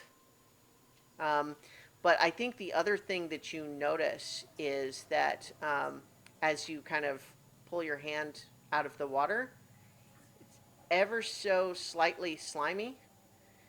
But when you look like at your hand in the light, there is some kind of a light green like algae on it, and that's what the slimy feeling was. Okay. But you don't. So you might know that like there are some kinds of algae that would just float on the top. This doesn't seem, whatever it is, doesn't seem to be floating on the surface. It's down mixed in. Hmm. And I think actually once you see that, you notice that there's a little bit of a ring of it like around just right where the water meets the rest of the ground, right at the edge. And I just kind of like call back over my shoulder and let them know that there's like a weird algae ring around the pool. oh, can you get a sample? It's on my hand. Kind of just Minute. walk up and sort of wipe it on his arm. Yeah, here you go. Wipe I it on wanna- some paper. I want to compare it to what we saw on the airship. It's Um, Wrong color. actually different. yeah, I think the reason you would be interested in that is obvious, but it does not appear to be the same substance. Okay. Are there any Um, signs of footprints or claw marks around the temple? Make an investigation. Well, actually, looking for tracks and stuff would be more like survival. No, you can make investigation. That's fine too. I know that's probably a better skill for you. It's a roller coaster. Yeah. All right, here we go. That is a 17. I just didn't want to force you to roll a skill that you're bad at instead of a skill that you're good at when you could reasonably make a case for either. You know, I just you're so nice. You wouldn't have pushed for it, but I think it's fair to do investigation. So you got a 17. I think that you certainly find a lot of tracks from the road leading up to the shrine. Some of them are older, like, you know, some of them are a little bit muddled up with you guys having arrived here, but I think you do see that there were some footprints, you know, leading up from the road and everything. But you do see some indentations that could be tracks leading from the shrine, not straight into the water, but along the side of it for a little bit, into the darkness. But those tracks don't look like footprints. They look like something else, something bigger. Can I tell from the edge where I am how deep it is at the center? I mean, this particular lake is like maybe, you know, it's more like a pond. It's maybe 100 feet across from edge to edge, and at least where you are, it stays pretty shallow for several feet. Um, you don't know, you can't see the bottom or anything once it gets, you know, 10 feet or so out. Is Try there? talking to it. Yeah. Um.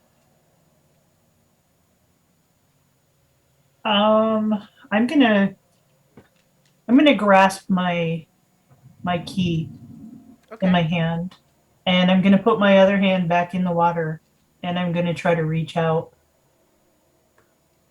Okay. to Elamond and see if it answers.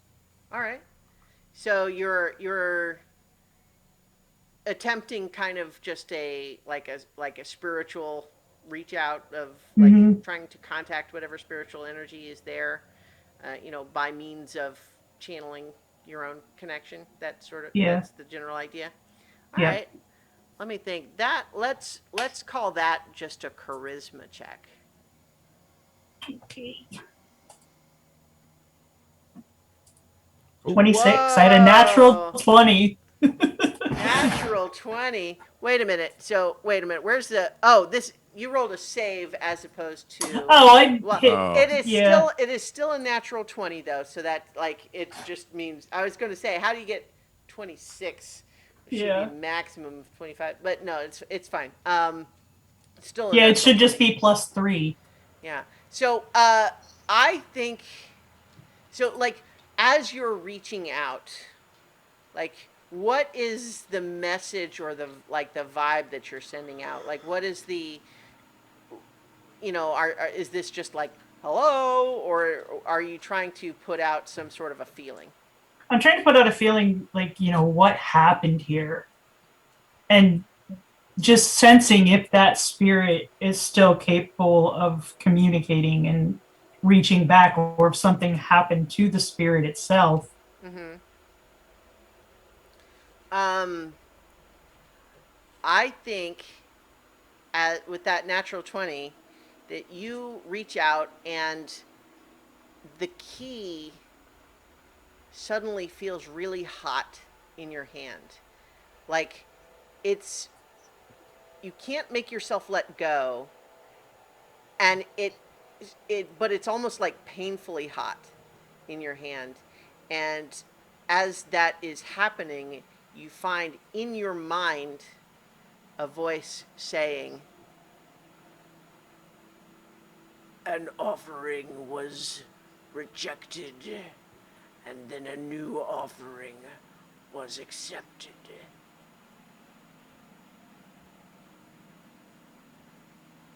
I have a bad feeling about this, you guys. What sort of feeling? I tell them what it said. I think that it may have taken her. They are known to have human sacrifices or living sacrifices, I So suppose. what I'll definitely confirm here is that it is certainly not unknown for spirits to do that, because for certain very powerful good spirits like Rushama will take on clerics or servants or people that worship it and just subjects and that sort of thing, right? Like, so the idea that a spirit might sort of use a person's essence, like their service to it, as a way to give itself more power and that sort of thing, doesn't have to be a negative, scary thing, but it can be at the other extreme, right? But certainly, the idea of taking an unwilling sacrifice is not unknown, but it's generally really bad. Yeah, and something big walked away and broke up this shrine before it left. I don't think we're dealing with the silky spirit anymore. I think we're dealing with an evil one. Or at least a confused one. It's still there. Like the essence of it is still here. Like you can feel it in the air. It's Yeah. very heavy. You heard the voice in your head, Zaleen, but it was very obvious to you in hearing it that it was coming from the lake and not somewhere Yeah. else. The key, incidentally, is still like you're having trouble. Like the rest of you see her holding it very tightly, like white knuckling on it, and I think, Zaleen, like it's actually starting to hurt, but you can't make yourself let go, and you're not sure why. What's that do? What? Your key. I know it was important to you. That's why we gave it to you. But what's it doing now? It's my connection. Oh. Does it hurt? That looks painful. Right now it does. It's never done this before. Do you need Um, help? I can't unclench my hand. I can't let it go. I don't. Maybe I it's want trying to, tell but you also I don't. I feel like, yeah, I feel like it's trying to tell me something. I feel like she wants me to know something. Is it As stronger you- if you go over here? And So, kind of lead her over to where the If I footprints are. may interrupt for a moment, just to further describe to Zaleen, like as you are kind of recognizing this as unusual and kind of trying to see like if you can figure out just amongst your among your like what's going on, right? You're trying to feel out, sense out what you're feeling. Go ahead and make a perception check.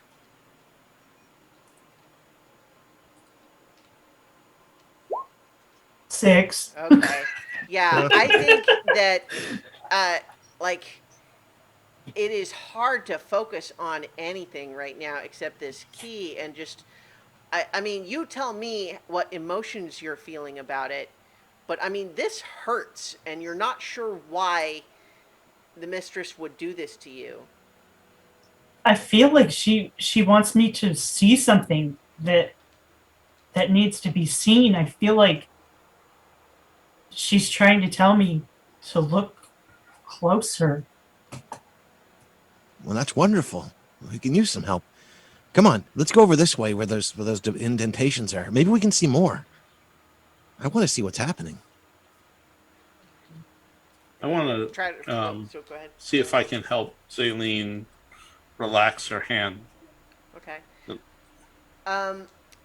I think that as you try to touch her hand, do you touch only her hand or do you touch the key as well? Because it's kind of sticks out both ends of her clutched fist. I put my hands over her hand to try and Okay. gently pull her fingers As up. you're starting to do that, I think as your like part of your finger touches the end of the key, it's like you touched a glowing white poker. That's how hot it feels to you. I'm gonna pull my hand back. Yeah. It's okay. It's okay. It hurts, but it's okay. Okay. I'll be okay. Thank you, though. So, Nedry, you were going to try to follow those sort of tracks. And trying to the- encourage in- Zaleen to the- come as well, okay. because he's only got a couple of clues and he's going to rub them together. Okay. Well, I don't think we should split up. So herd all the cats that way. Nedry doesn't seem to be concerned with such practical measures. Practicality. What's that? Um, What are we doing, Nedry? We're hoping we can find Becca before it's too late.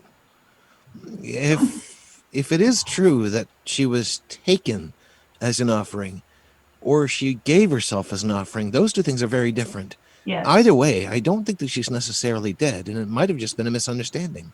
Maybe. At the very least, I want to see what happened. While he's examining that, I'm going to lean down and put my other hand in the water again okay. and try to reach out and ask where Becca is. Okay. Make another perception check as you're doing that. 14. 14. So as you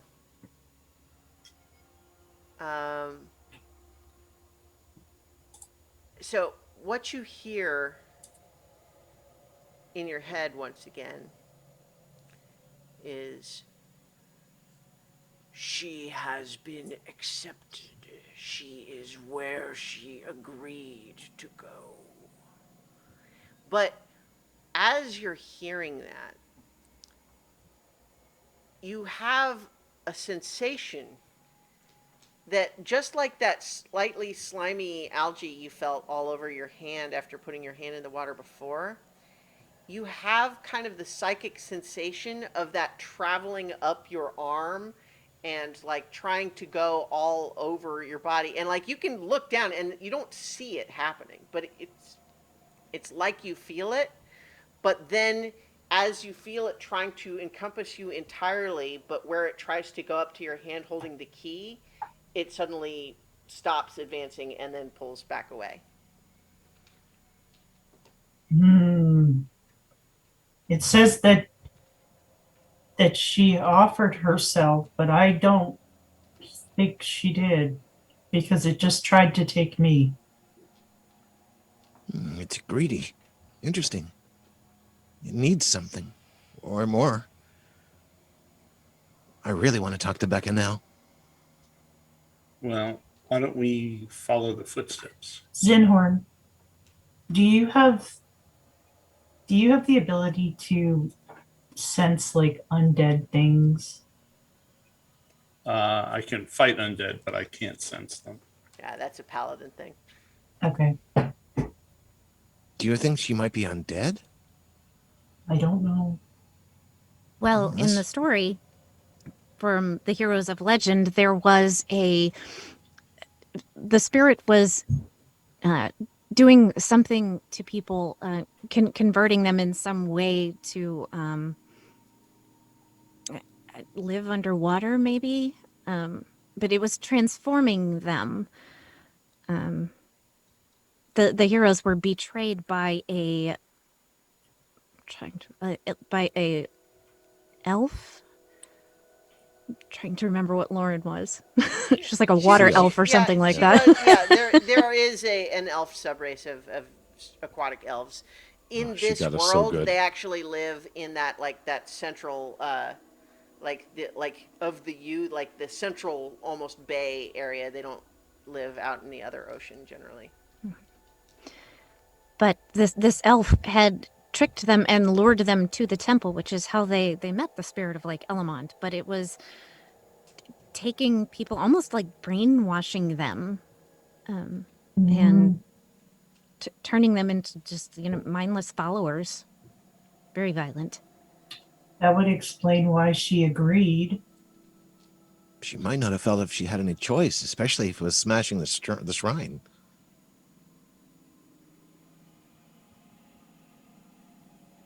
Do the tracks that Nedry was looking at, can we tell from looking at them what type of creature or entity that they came from? That would be a survival check. Okay. It just didn't look like natural holes to me. Well, certainly not footprints. 10. Yeah. So what you can tell about it is that they're bigger than humanoid feet would be. You're not seeing any sort of like you're not seeing any sort of a defined footprint either from a shoe or like toes or anything like that. They're these weird, like, you imagine that if someone were like lying on the ground and sort of like crawling along without using their hands and just sort of like dragging themselves along, that it might look something like that. But there's also any number of different things that might just not have like normal hands and feet. But it was definitely something that is either doesn't have or isn't using normal hands and feet. Are they otter shaped? What does an otter shape look like? They're very small, otters are, but Well, so Well, this is a spirit. I- It It could be was a much larger. spirit, yeah. So, with the context of like an otter, you feel like otters will sometimes like crawl around on their bellies, but you would still usually see like little paw marks because they do have paws. Now that that's brought up, you actually it crosses your mind that like it almost looks like if a snake or an eel or something like that were like squirming along through the mud, but it would be a big one. my favorite, sea snakes. Yay. Well, it would make sense if the spirit was changing, that it would change forms potentially as well. Or this could be another spirit trying to masquerade as this one, or it could be invading its territory, and there could be sort of a spirit war going on. Oh wow, I really need to know. I think we need to find this thing quickly.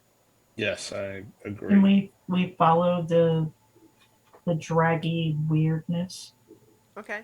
As you are kind of following it around the edge of this lake, getting further from the road, you do find that some of the ground around this lake is a little bit deceptive because there's parts of it that look like the solid land border and bank of this lake, but you do find that the ground is kind of squishier, as though a lot of it is saturated, even though it doesn't look it doesn't look like it's part of the lake. Something is transformed the character of the soil there, is I guess what I'm saying. It feels like the soil is much more porous and muddy compared to the bank further towards the road. And as you're kind of squishing through that, it actually makes the tracks a little bit more obvious, even as you're kind of now, kind of trudging through ankle deep mud. But you're following these tracks still? Mm-hmm. All right. This is getting Yes. hard to move through. Nedry will take a moment, and with the straps that he normally binds his books with, he'll tighten them to as much as he can, which honestly isn't that much for him, just to try to prevent any moisture getting in. Mm-hmm. All right. So as you continue to follow these tracks, you see up ahead. Like, what are you using for light here, or are you relying on dark vision? I've got my dancing lights. I have That's the only way I'm gonna dark be able to vision. see. My pen is still lit up. I have a light. Can't trip up. Yeah, so I've got like 4 torch-sized lights within 120 feet. So All right. Would just count as difficult terrain. It's getting there. Probably, yeah. I wouldn't mechanically call it difficult terrain yet, but it's like it can't get much worse before it would be. as he's moving along, Nedry kind of seems to have another idea and traces a different pattern in the air. And he's going to try to make it easier, at least for himself. It Okay. will last for everyone else. He's going to use mold earth Okay. to try to make patches of solider ground. Okay. Interesting. That's a cantrip, right? That's a cantrip, and it will make difficult terrain become normal terrain. No, that's very cool. I'm just thinking about like the effect that would have, because I would think that essentially what you're doing is you're sort of like summoning a slightly raised path up out of the mud, right? And then kind of hardening it a little bit as you walk along it. And I think that as long as you're not moving too fast, you're absolutely able to do that. And I think everyone else can use it as long as like you're kind of up front. Yeah, we have to stay pretty close because the effect doesn't last very long, especially as I move forward. But it should be about a dozen, a little more than a dozen feet. That should be a little easier to move around, at least for me. I don't know if the rest of you are having the same problem. My toes are getting very squishy. So as you are making your way further, following these tracks, I think I need each of you to make a charisma saving throw for me. Is Except it a for magical Zaleen. effect? Zaleen does not need to make one. Okay. Yeah, it is a magical effect. Okay. 26. Oh, I forget how to do it. Hey, that's the same as mine. Okay. Well, so Zaleen, you actually didn't need to make one, but that's fine. Oh, I know. No, I meant the one I did make mine. Oh, right, yeah, she yeah. rolled a 26 too. Okay. Wow, 10 is the good one. Yeah. I think that Zinhorn and Nedry, as you're making your way along this path, first of all, I think, Nedry, you gradually start feeling like making this path has worked, and it's definitely been making it easier, but this creeping dread starts coming over you, worrying like it's not gonna like this. And that's bad, because you want to do what it wants. I don't have a bad feeling about this. Well, of course, this is like Terrible. normal people should not be doing this stuff, but this is what we do. This is our job. As Master always says, safety first. And I'll cast protection from evil and good on myself. Okay. I'll come to that in just a moment. Zinhorn, at about the same time, you are finding that all of a sudden you know that up ahead there in the darkness, and you don't know how you know this, but you understand immediately that's the real shrine. You can't even see it with your eyes yet, but you just know it's up ahead. It's about 40 feet that way, and that's the real shrine. Guys, the real shrine is about 40 feet up ahead. Wait, what Oh, do you you mean can see real it? shrine? I How would you know? I don't know. I just Which direction? I that way. Can I make an insight check? Sure, but let me first just come back to Nedry's spell, protection from evil and good. Remind me what that does. Protected against certain types of creatures, aberrations, celestials, elementals, fae, fiends, and undead. Benefits include those types have disadvantage on attack rolls. They target, in this case him, can't be charmed, frightened, or possessed by them. If they're already charmed, frightened, or possessed, they get advantage on saving throws against the relevant effect. I think so all of you watch as Nedry is looking a little creeped out. He starts talking about safety first, and then he casts this spell. And as the sort of the aura of the spell passes over him, like you're pretty sure it's just wind, but it's as though the wind made a hissing, angry gasp, and there's almost this subtle shockwave moving away out from Nedry, and you can see it like causing ripples in the water and in the puddles of the mud around you. And like you don't feel wind from yourself, but you see like just this little invisible shockwave move out from him after he finishes the spell. And then Nedry, as you do that, like I will leave it to you to decide how you feel about it, but you realize there was something trying to make you feel afraid, and it can't force you to do it anymore, but that still leaves the entirely valid option of being afraid rationally of it. Be right back. There's something here. It's a little bit like the house, the mansion, where there was that thing that could make you afraid. That's one of the reasons I love this spell.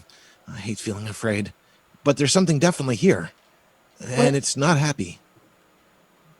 What thing? What mansion?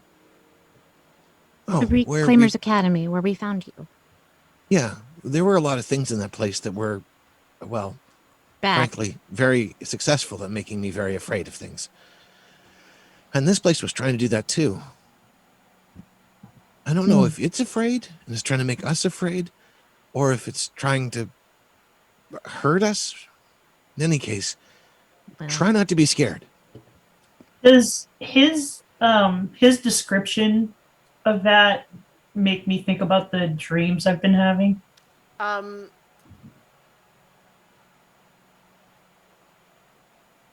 Yeah, I mean, I think it does in the way that you just thought of it, Mm-hmm. but you don't feel any sort of intuitive certainty about that. Right. I mean, it doesn't sound unfamiliar, but at the same time, you don't suddenly go, aha! Ah, I got the answer. No, I just wondered if it. No. I mean, I think as a player, Jenny, you have made the reasonable conclusion that like, oh, there seems like there's maybe some overlap there. But I would say Zaylene can also recognize a parallel without necessarily knowing if that means anything or not. Okay. As far as your insight check you were going to make, go ahead and oh, you rolled that 14. already. 14. Yep. I think Zinhorn's voice does sound a little oddly hollow when he's pointing out like that's the real shrine. Like the weird thing about it is it sounds like he means it, like the real shrine. Like and and Zinhorn, I'm not even saying that like that's necessarily how you do feel, but certainly that's how you came across when you said it is, a true believer pronouncing, declaiming that is the real shrine. So if Nedry, If I it's think 40... Sorry, go ahead. I was going to say, I think that whatever tried to scare you might be doing the same thing to Zinhorn. Can you help him the way you did to yourself, or no? I can, but I can only help one person at a time. Okay. Zinhorn, as are you guys trying to avoid Zinhorn in that conversation, or? No. Okay.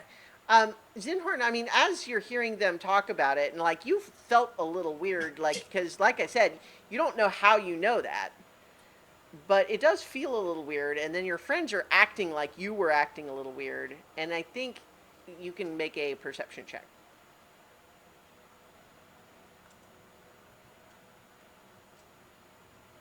I got a 15.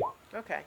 Yeah, so you do recognize now that it just it's hard to entirely put a finger on, but it really does feel a little bit like here's a biology question. Do dragonborn sweat?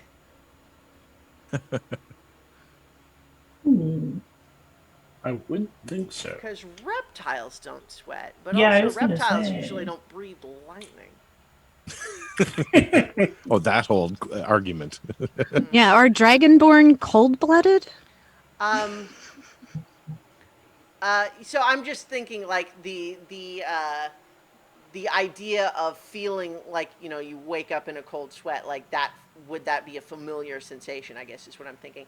So I think the parallel that comes to mind is when you had been running around in that like sewer tunnel and you were just covered with that like that oily slime stuff. Like that's like you don't see it on you, but it feels a little bit like it's on you nonetheless. Okay.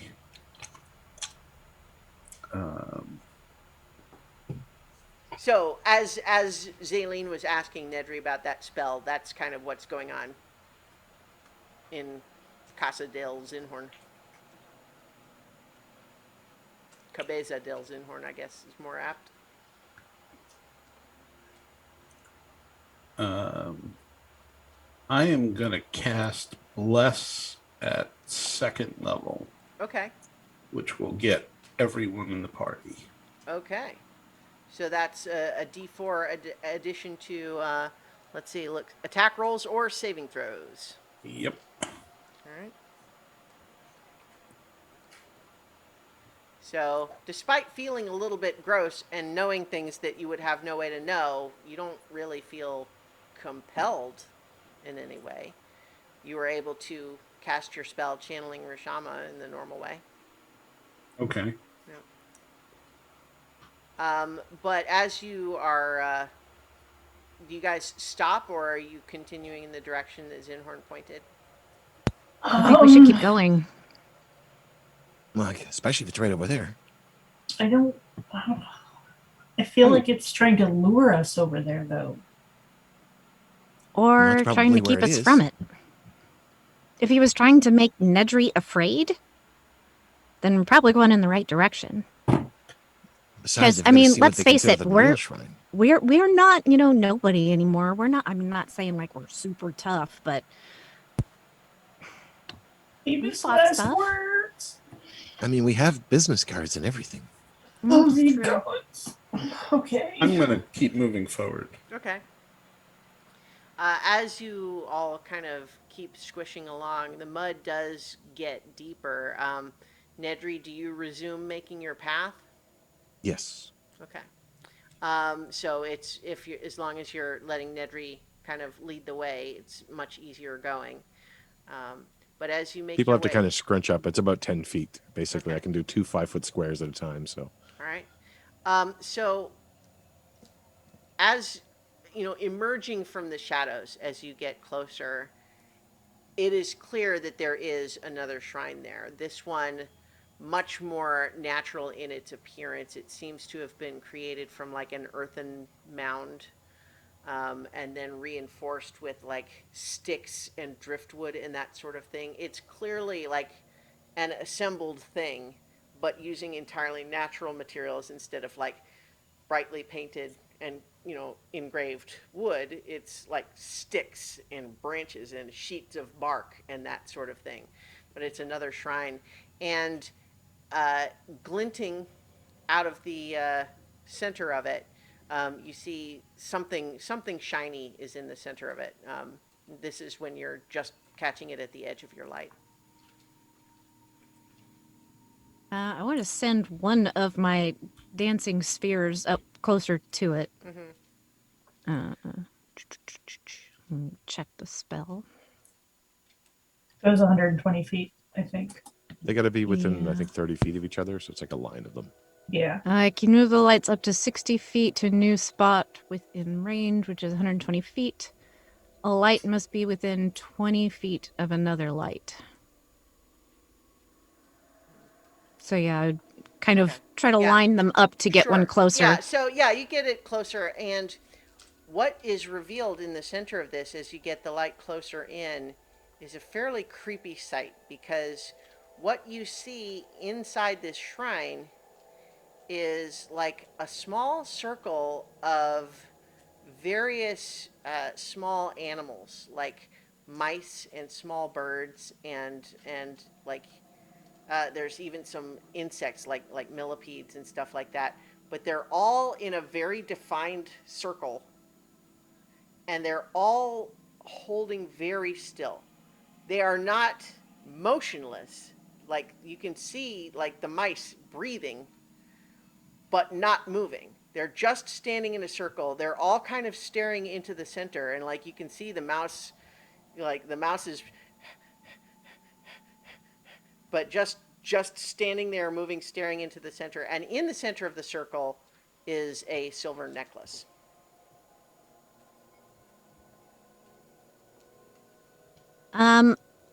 I don't mean to like jump to conclusions or anything, but something tells me that's probably cursed. Something tells me it's probably Becca's. How big is this mound? Not terribly big. It would probably be like 4 feet high at its tallest. And so if you imagine like like a bell curve shaped mound, maybe a little bit squatter than that, but then one side of it kind of sheared away and then hollowed out to make the opening. Does that make sense? Mm-hmm. So Where it's is not Becca's that dad? big. He Well, I stayed mean, he back. stayed way back Yeah. by the road, so you guys have left him behind like several hundred feet by now. Okay. I would like to cast Dispel Magic on the necklace.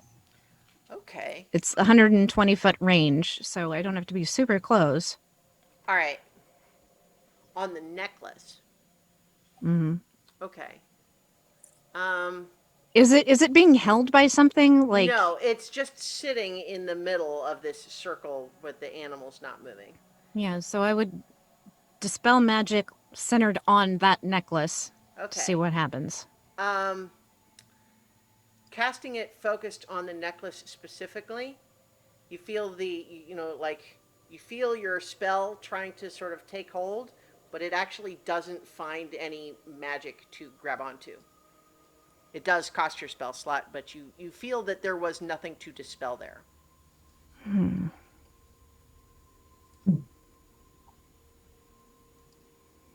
Nedry's still going to keep creeping forward. If people are too far behind him, they'll notice the ground starting to get soft as he loses concentrate or loses effect on the ground behind. I'm staying. Zinhorn, you're watching Nedry do that, and he shouldn't do that. He's going to get you all in trouble. Nedry, you need to stop doing that. You're going to get us in trouble. No, I can't see details from here. There's something about that. But you don't Something want to special get us about in that. trouble. Who cares if who? we get in Sure. trouble? Who are we in trouble with? I don't know. I know we'll get in trouble. Hmm. I mean, and Nedry looks over his shoulder. He's not entirely wrong, but I'm still going to go forward. I have to know Yeah, what I'm this is. staying close to Nedry just Yeah, same. because.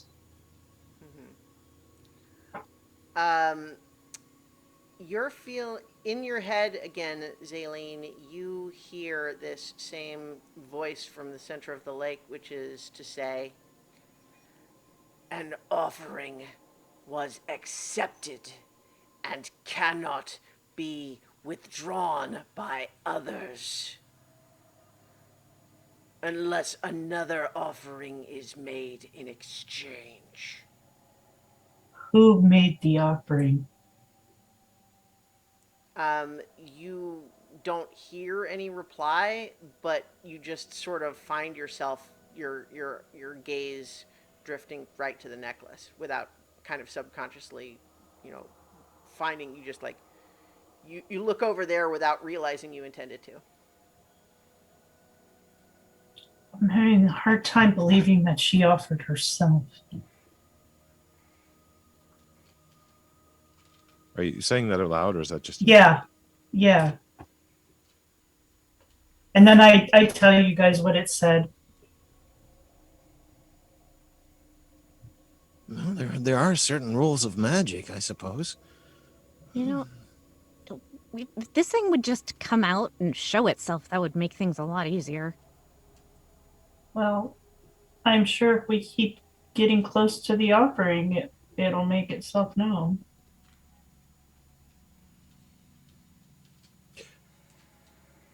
Yeah, it doesn't have nature. Never mind. Yeah, Nedry's just sort of creeping forward still, kind of looking at these things, kind of looking at the animals too, but it's kind of like they're not really doing anything. So it's Yeah. like, Is nothing new. Keep looking at the thing.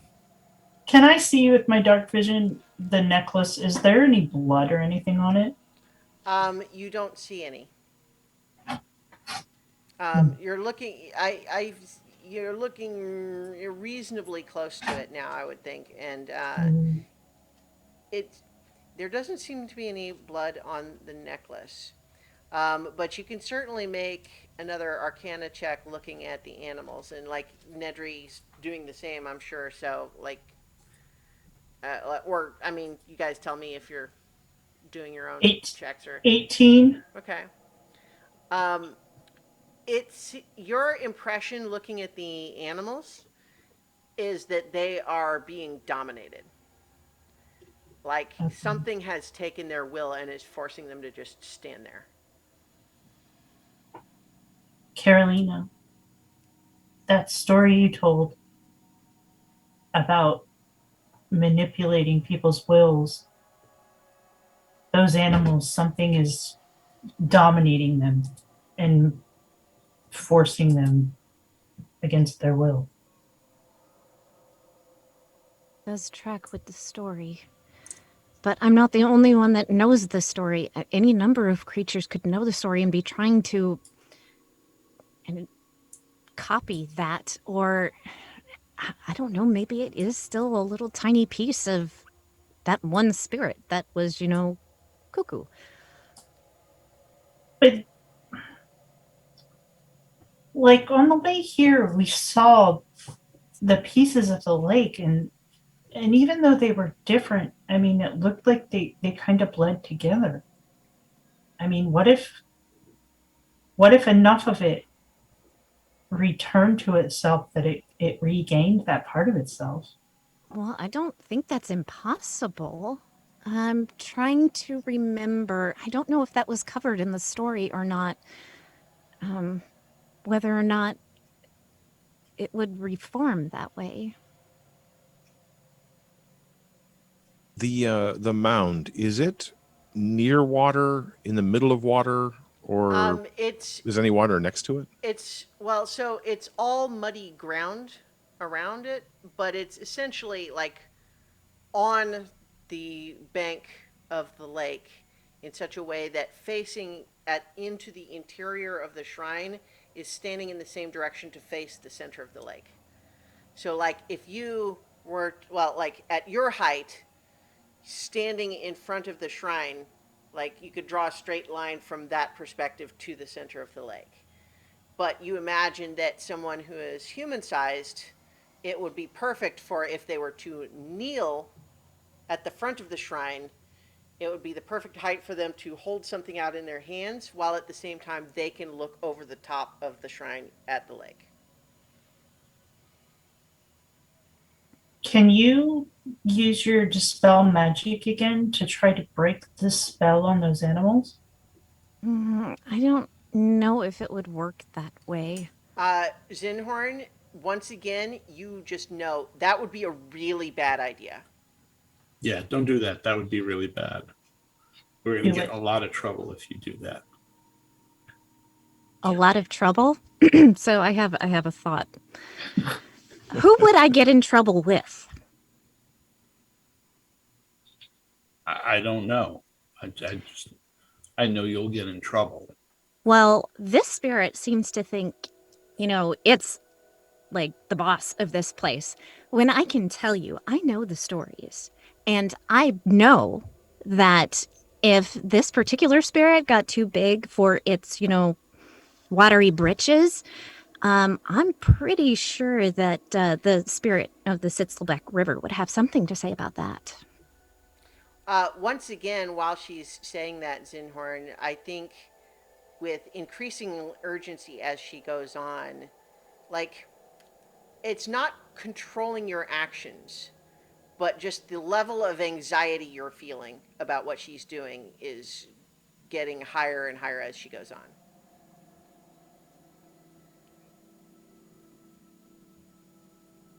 So, Because, yeah, the size of this little pond is nothing compared to the Sitzlebeck River. Wait, there's Teeny more tiny spirits get little involved? puddle. The thing is, this is a different shrine to that other one. And I get the feeling, I think one of my earlier theories is closer to correct, that the spirits are fighting among themselves for, well, for lack of a better term, attention. And this one is trying to take the attention of the other one. Or maybe it ate it, or they merged. I don't really know that much about these spirits. Well, that would track with the story. But again, like I said, this one thinks it's like a super spirit or something, when really it could not possibly compare to the spirit that is just a little ways that way. Carolina, you are interrupted when a fistful-sized glob of mud hits you right in the face. I think it was offended by that. Keep it up. Prestidigitation that away. Well, clearly, somebody is a little sensitive. Zinhorn, she's getting you all in deep, deep trouble. This is so bad. It's so, and again, like I said, this is not rational. This is emotional that it's making you feel, as opposed to, like, it's not controlling your actions or forcing you to do anything, but it is making you feel increasingly like, oh God, this is so bad right now. Yeah, Carolina, you got to stop. This is this, like, something really bad is going to happen if you keep doing this. What, it's gonna fling some more mud at me? Puny little spirit Elamond? No. I'm not worried about that. It's just this tiny little thing. I mean, it has a little dirt mound as a shrine. Come on, how impressive is that? Well, it technically is a better shrine than the other one had. Makes Only sense. because Well- it was smashed. Oh. True. Jealous much? Ugh. There is, the wind picks up again, and this time it's not even that subtle that there's almost this growl of rage contained within this wind that blows up, and then you hear splashing from the center of the lake. I'm gonna get this thing to come out, whether, whatever I have to do, I'm gonna do it. Nedry's not great at picking up like emotions. People had mentioned something weird about Zinhorn before, and he's kind of not really paid much attention to it. Does Zinhorn look like visibly agitated? Does he look Well, very I mean, you odd? tell me, Zinhorn. What I'm telling you is that internally you are freaking out. You Yeah, can tell like, me how you appear on the outside. Like, that he practices his smile, and he always he smiles till his face hurts because he normally looks really scary, and he's not doing that right now. He's just like, his mouth is open and his eyes are really wide, and he's just like, you can see, like, in his shoulders, he's really, really tense, like he's not sure what to do, so much so that he's almost vibrating. I think Nedry starts to walk back towards Zinhorn. I am normally the one to get people in trouble, and I am sorry for that. And kind of looks sincerely around to the rest. It's not really that I'm trying to get us in trouble. It's more like, well, I don't know, like I just can't help myself. And he looks over his shoulder at Saline. And I hope that's not going to be true this time. I really hope that I'll be able to keep a hold of myself. And I grab a hold of Zinhorn, and I cast Protection from Good and Evil on Zinhorn, dropping Okay. it on myself. Right. Okay.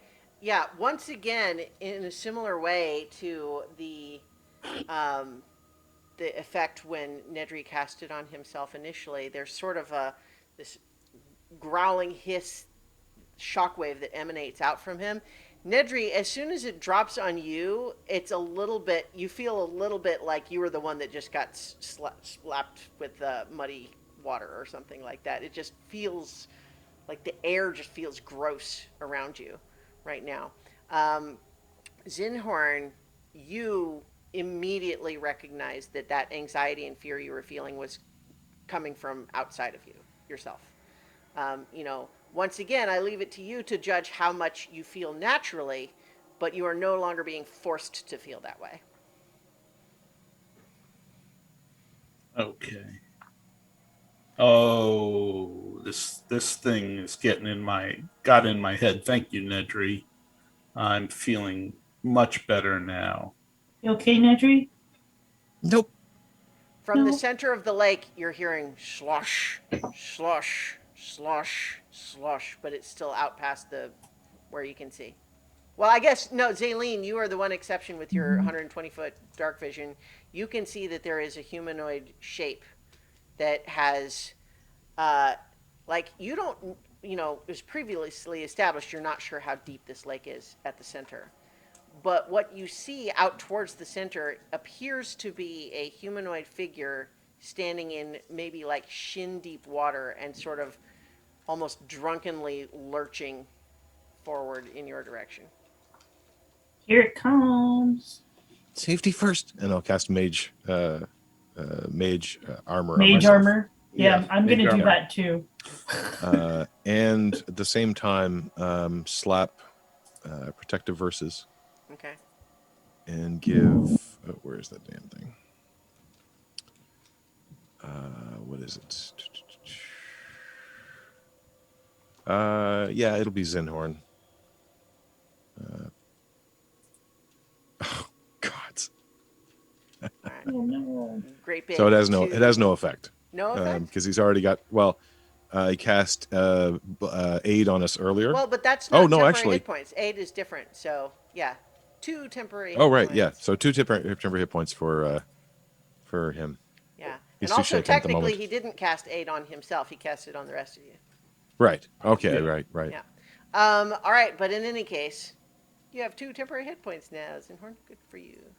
So, this figure is lurching towards you and coming out of the shadows. So Zaylene saw it first, but then as it comes closer, the rest of you see that this figure appears to be a human woman wearing some kind of a like it almost looks like a almost like it was white, but now it's like covered with dirty water and algae.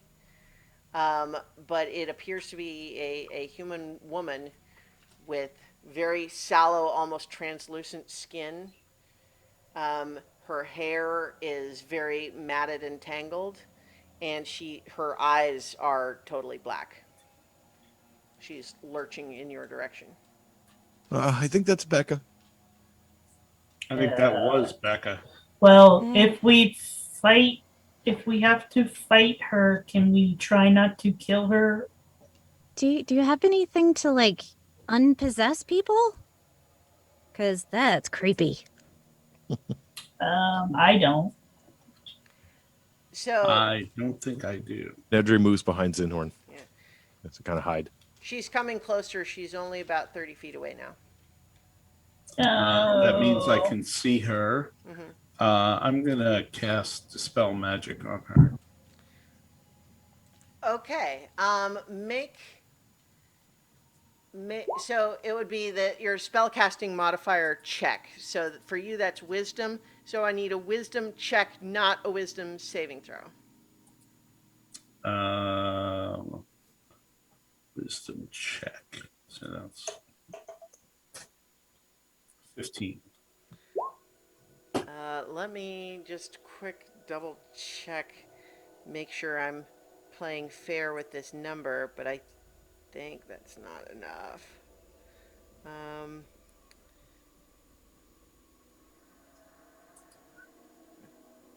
You're okay. Oh, actually, hang on. Let's see.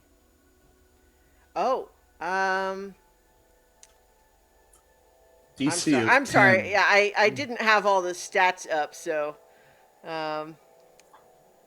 let's see. Oh, you know what? That is enough. Yes. As you cast the spell, you find that um, it makes you work for it. Like you're reaching out with your spiritual magic. You feel the tendrils of spiritual energy reaching out to untangle and disrupt the patterns that surround her, and they resist at first, but your faith in Rishama is strong, and you are able to overwhelm the effect that has been placed on her. And a couple of things happen more or less simultaneously. One is that her eyes are suddenly no longer all black and they look scared. And the next is that she looked as though she had been standing in knee deep water, but then she suddenly drops and submerges entirely. I hope she can swim. Oh dear. I can't. Can somebody else swim? I don't know. I never tried. It's just like flying in water, right? Zaylene, you have been gritting your teeth through all of this because the key is still, like, it stopped getting worse, but it's still just been unpleasantly hot in your hand and you couldn't make yourself let go. But as you see her drop into the water, you just suddenly hear a very different voice in your head saying, "Save her." I won't even say anything. I'll just like start running into the water. So as she goes, I got to throw a bardic inspiration at her, just because. Nice. Okay. So let's have a perception check as you attempt to find this woman who's been pulled underneath the dirty water in the dark of night. 22. 22 is pretty good. Yeah, so as you dive beneath the surface, you don't actually feel wet. Like, you're aware that you're underwater, but it's as though the key is creating just this tiny separation, this millimeter of space between you and the water that's forced away from you as you pass through. And then as you see ahead of you the white of her dress and her arms flailing as she looks panicked, her mouth gasping for breath, you reach out, and as you touch her, you can feel this layer of protection extend from you around her. And she basically grabs at you like a drowning person. So I'm going to need an athletics check. Hey, that's not pretty good. Oh my god. That's amazing because I have like +0 to my athletics.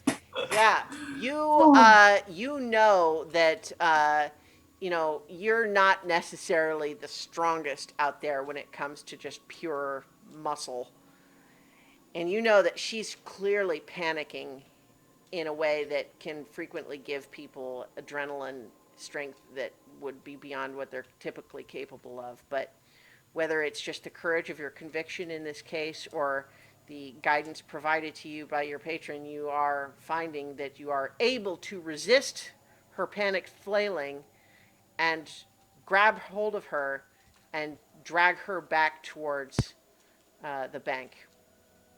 And so, what did the rest of you do when you suddenly saw Zaylene dive into the water after her? The second she started moving, I would have started, a legion of heroes of legend, are we? Just really fast. Splash, splash, splash. Yeah. Dang it. But then after that, I probably would have gone on to use my counter charm thing. Oh, okay. Yeah, no, that's good. Yeah, so as an action till I can perform till the end of my next turn. Mm-hmm. During that time, me and any friendly creatures within 30 feet that can hear me gain advantage on saving throws against being frightened or charmed. So Yeah. So I think it this when you start that in this place, it's obvious to all of you that in addition to it just being comforting to hear nice music in an otherwise scary situation, you have all just felt around you this gross feeling of this oppressive presence that just feels like it's just trying to poke itself in through your ears and your nose and eyes all the time. But with the sound of the music, it just seems like it's maybe not gone, but just it's just better. It's just not as much like you can handle it. It's gross, but that's okay. You're here to do a thing and you're going to leave soon. It's fine. You can take care of it. The music helps. So Zaylene, dragging Becca behind, breaks the surface of the lake, and I would imagine no longer supported by the buoyancy. Suddenly, it's all the more harder, more the difficult to drag someone just like, she's kind of flopping around like a fish, and you're just dragging her out of a lake that's now very shallow. So like that's a different check. Come on, use your legs, Becca. Yeah, but yeah. So she's clearly like she is not coherent at the moment. She is clearly panicking. She doesn't know what's happening right now. I think you just intuitively know she cannot be relied upon to follow instructions right now. She's not Athletics? in that mental place. Well, so here's the other thing is that she has now broken the surface. You can now see both of them, all of you. So, like, does anyone like run up to help or? Yeah, I run up to help, and if they're too far out, I'm going to throw a rope to Zaylene. I think that Nedris takes a deep sigh of relief, kind of looks much more appreciatively at Carolina. Whenever this magic music stuff comes up, he's always a bit confused, but he can notice the effect. And we'll go over and to help both Zinhorn, and when they get closer to shore, he will try to solidify the ground so they're not just trying to crawl Okay, through mud. Yeah. All right, so yeah, you've got her out. I think that it's clear now that the effect that was holding her has been dispersed, and what she's going through right now is the very normal reaction of someone who was under mind control spell, and then it was immediately dropped off of them, only for them to start drowning in a dirty lake in the dark, only to be grabbed out by strangers and hauled out to who knows where, and she doesn't know what's happening, and she's panicking. So, but you get the impression from her that like this is no longer like a dominated reaction. This is just someone who's freaking out because a lot of scary stuff just happened. Someone else gonna have to talk to her because I'm still standing here singing my songs. Let's get her back to her dad. Okay. Yeah, What's but your name again? Becca, Becca, Becca. we're going to take you to your father. Becca, can you hear us? Make a persuasion check with advantage since you're trying to just sort of like calm her and using her name and. Ooh, okay. Oh my God! That's an 8. So even with advantage, that's an 8. Yeah. I think you do sort of reach her with that, but oddly enough, when you say take her back to her father, she starts going, no, no, no, it's all for nothing. It's all for nothing. It's all for nothing. She's what she's screaming. So yeah, so you're gonna have to try something else because that didn't work. That did not work. Somebody put her to sleep. Can't do Right. that. So Yeah, not today. I mean, all of my stuff is mean.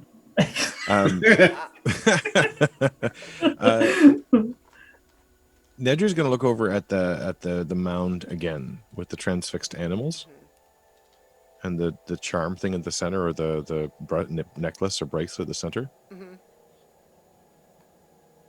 This could go horribly wrong. And he runs over to it. Okay. and reaches up because it's like basically at head height. Grabs the bracelet and throws it into the bag. Okay. It actually has no effect. You are able to do that, and nothing changes. He does it. Looks over. Okay. I will ask her, did you do this on purpose? I think she is. All of her mental energy right now has been redirected towards trying to get you to let go of her. It's not clear what she's trying to have happen, other than just like she's like you dragged her out. She's trying to like get away from me, get off of me, that sort of thing. Does anybody have calm emotions? That would be an excellent spell for this circumstance if someone had it prepared. It's not like I would have it anyway. Yeah. Funny enough, Nira rocked that spell the entire campaign and hardly ever used it. Oh yeah. Oh, I mean, the only things Does I can it- do are like make does her it look like- crazy. Does it look like she is kind of like the trouble that she's thrashing around and it's hard to deal with her? Is that what we're Well, worried about? Is that what I'm seeing? She is behaving irrationally, as though she is having like an anxiety attack. Like she seems to be acting as though like whatever's happening is still extremely scary to her, and she's panicking. Can I maybe Okay. switch up my song? So here's the thing. Like, are you trying to maintain a hold of her as she tries to get you to let go? Yeah, because I'm afraid she's gonna run right back in Well, there. and again, that's a valid Yeah. concern. That's why I asked. Yeah. Yeah. Okay, Yeah. so I'm gonna have her roll to try to break the grapple, and then Zaylene, you can make it's athletics again, but if Zinhorn is helping, you can. I'm helping, yes. Okay. Well, I don't. Whoever has the higher strength can roll with advantage. Okay. I only have +0 to my Okay. strength. Uh, for athletics, did you Mhm. say? Yep. Yeah. Uh,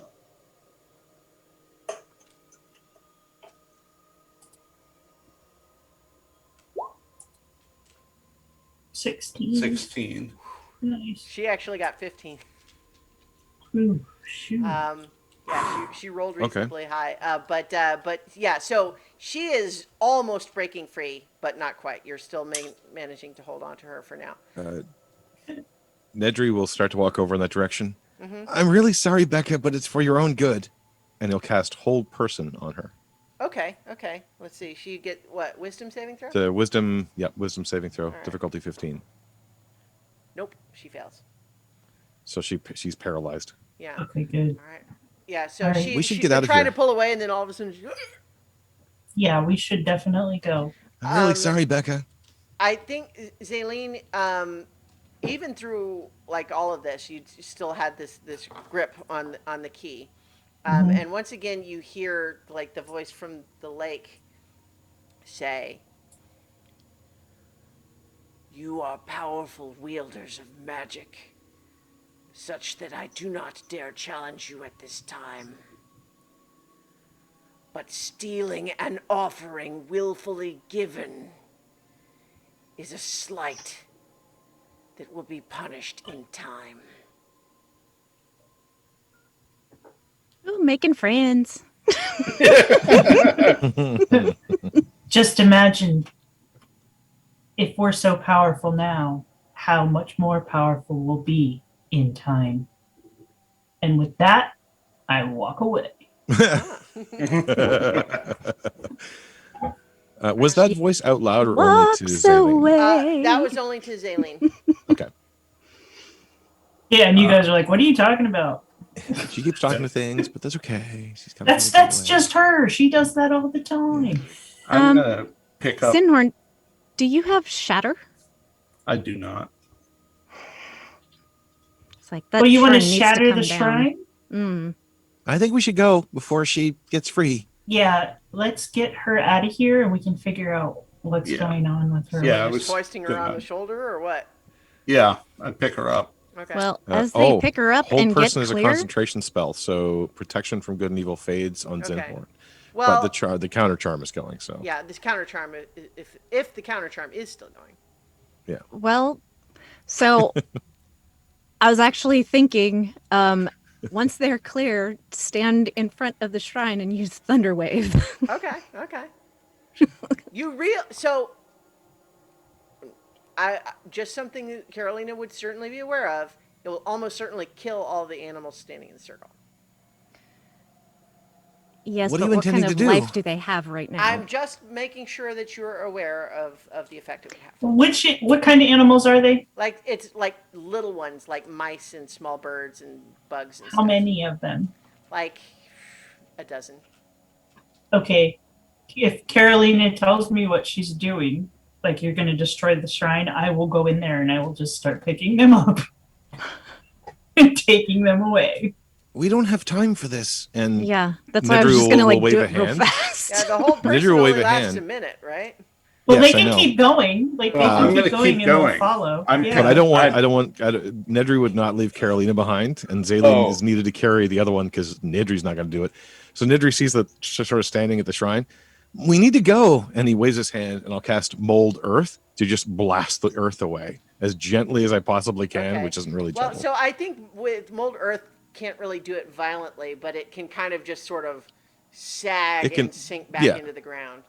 It can't do enough force to cause damage, but it can excavate an area. So I think some of the animals are buried in that process. My friends. we need to go. Fine.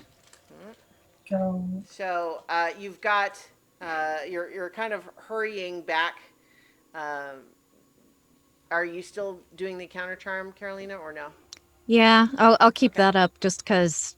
Yeah, this Yeah, is we need gross, that. and it makes me feel better. It would. So I think you are hurrying back, although you are slowed somewhat by carrying the paralyzed form of Becca. But you hurry back, and I think you're not all the way back yet when the hold person would wear off. But I think as you have made your way somewhat back, when it wears off, she does not resume panicking. She just sags and goes like totally limp, like like dead weight. It's clear she's breathing, but she just is just like She gave up. catatonic. Just like she's not saying or doing anything. She's just limp in your arm. Actually, you know what?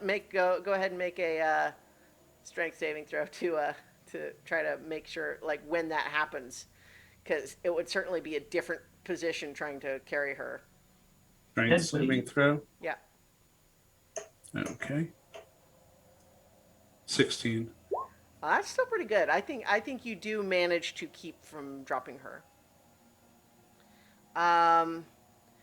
I think as you are making your way back, carrying her, you're getting close back to the wreckage of the original shrine, when she just kind of starts softly crying, and she says, "Did it to save the farm. Did it to save the farm. Now it's for nothing."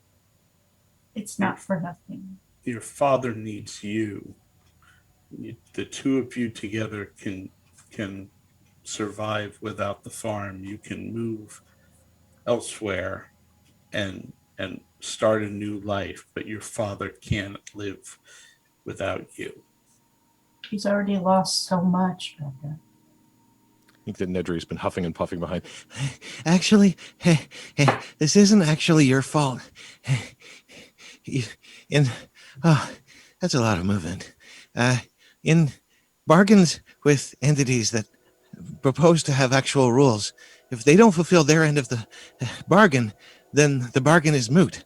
And clearly the farm was still doing badly, which means that whatever bargain this thing had said it was making with you, it clearly violated its end of the bargain. Well, so your actual being there wasn't actually helping your farm at all. She It's only went actually better missing that you're earlier helping. this day. It's true, but this is his reasoning, basically Okay, sure. trying to, All right. to he can't help emotionally, but he can Okay, try to yeah, reason no, her sure. into Okay. into a better state. Well, I will yeah, scoop Nedry up so he doesn't have to run. Well, yeah, just to make sure there isn't confusion about the timeline. Yeah, she had only gone missing earlier that day, so there Yeah. wouldn't have really been time for the farm to start doing better yet. But Right, that, but she clearly believed that that was the case, and Well, since yeah. it hadn't actually been keeping its end of the bargain up to this point, well, it had not had time to keep its end of the no, bargain no, no, yet. for like a year or so, they've been Oh having well, a bad farm. there's a whole history you don't have on that. So Oh, sure, Yeah. he's making a lot of assumptions. Ah, Absolutely. all right, fair enough. So in any case, probably. Well, let's see. I think probably. Let's see. Who wants to be the primary for the persuasion check on that? Whoever it is can get advantage. Carolina, probably. Carol- Well, Carolina. Carolina can't. I'm 'cause she's still singing. doing the counter. can't. Oh yeah, you're still singing. I have for persuasion. I don't think it's that great. I I got. have +3. I have +4. Okay. Go for it. I will assist and do nothing else because I am not a persuader. Yeah, you definitely have advantage. Okay.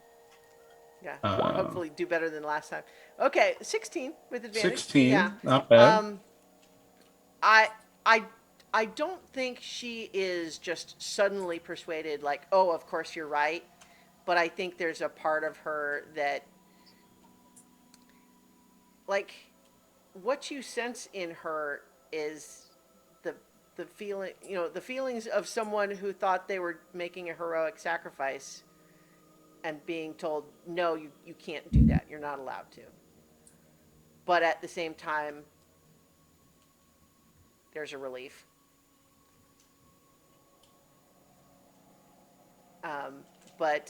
So I think she kind of settles down, but she's just mostly crying now. But she's. I think you feel like you made some headway though to her. She stops protesting about that and is just upset. But Okay.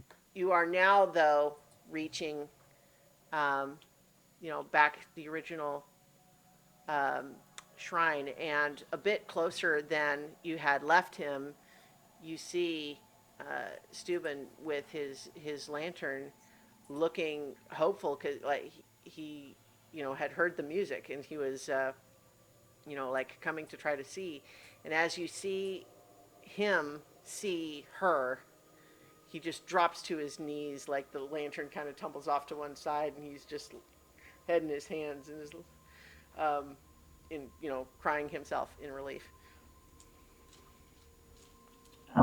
As we approach, before like Zinhorn reaches with her, I'm gonna go up to him and I'm gonna drop down in front of him, and I'm gonna tell him, "Don't lay the burdens of failure on her,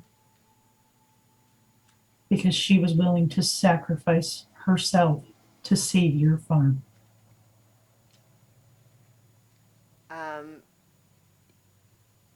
He make an insight check.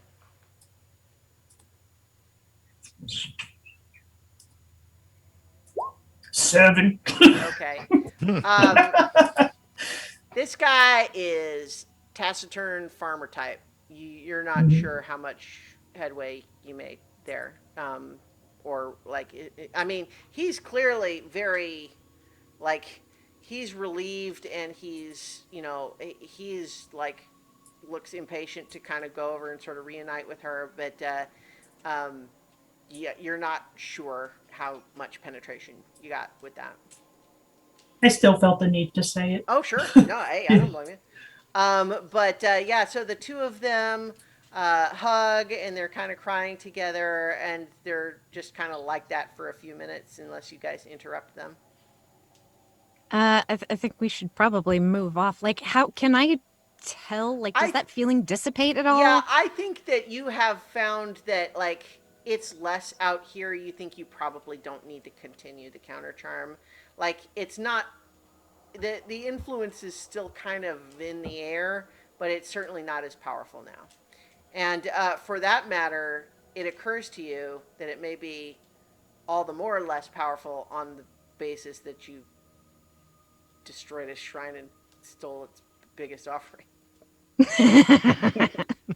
And then I tell you, as you stop singing, I tell everyone, it wants to fight us again later.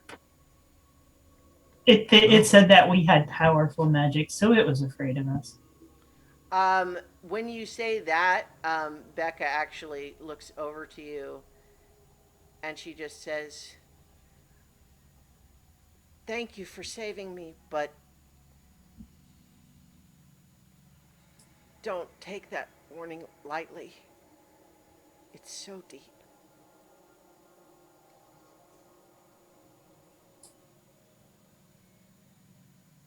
And she kind of just blinks and just kind of puts her face in her dad's chest again.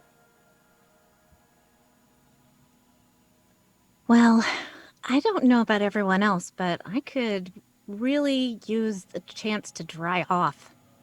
Yeah. Steuben Shadow kinda Hut? stands up and wipes his eyes and say, "If you need a place, my farm is just half mile up that way. It's not much, but it's dry and warm."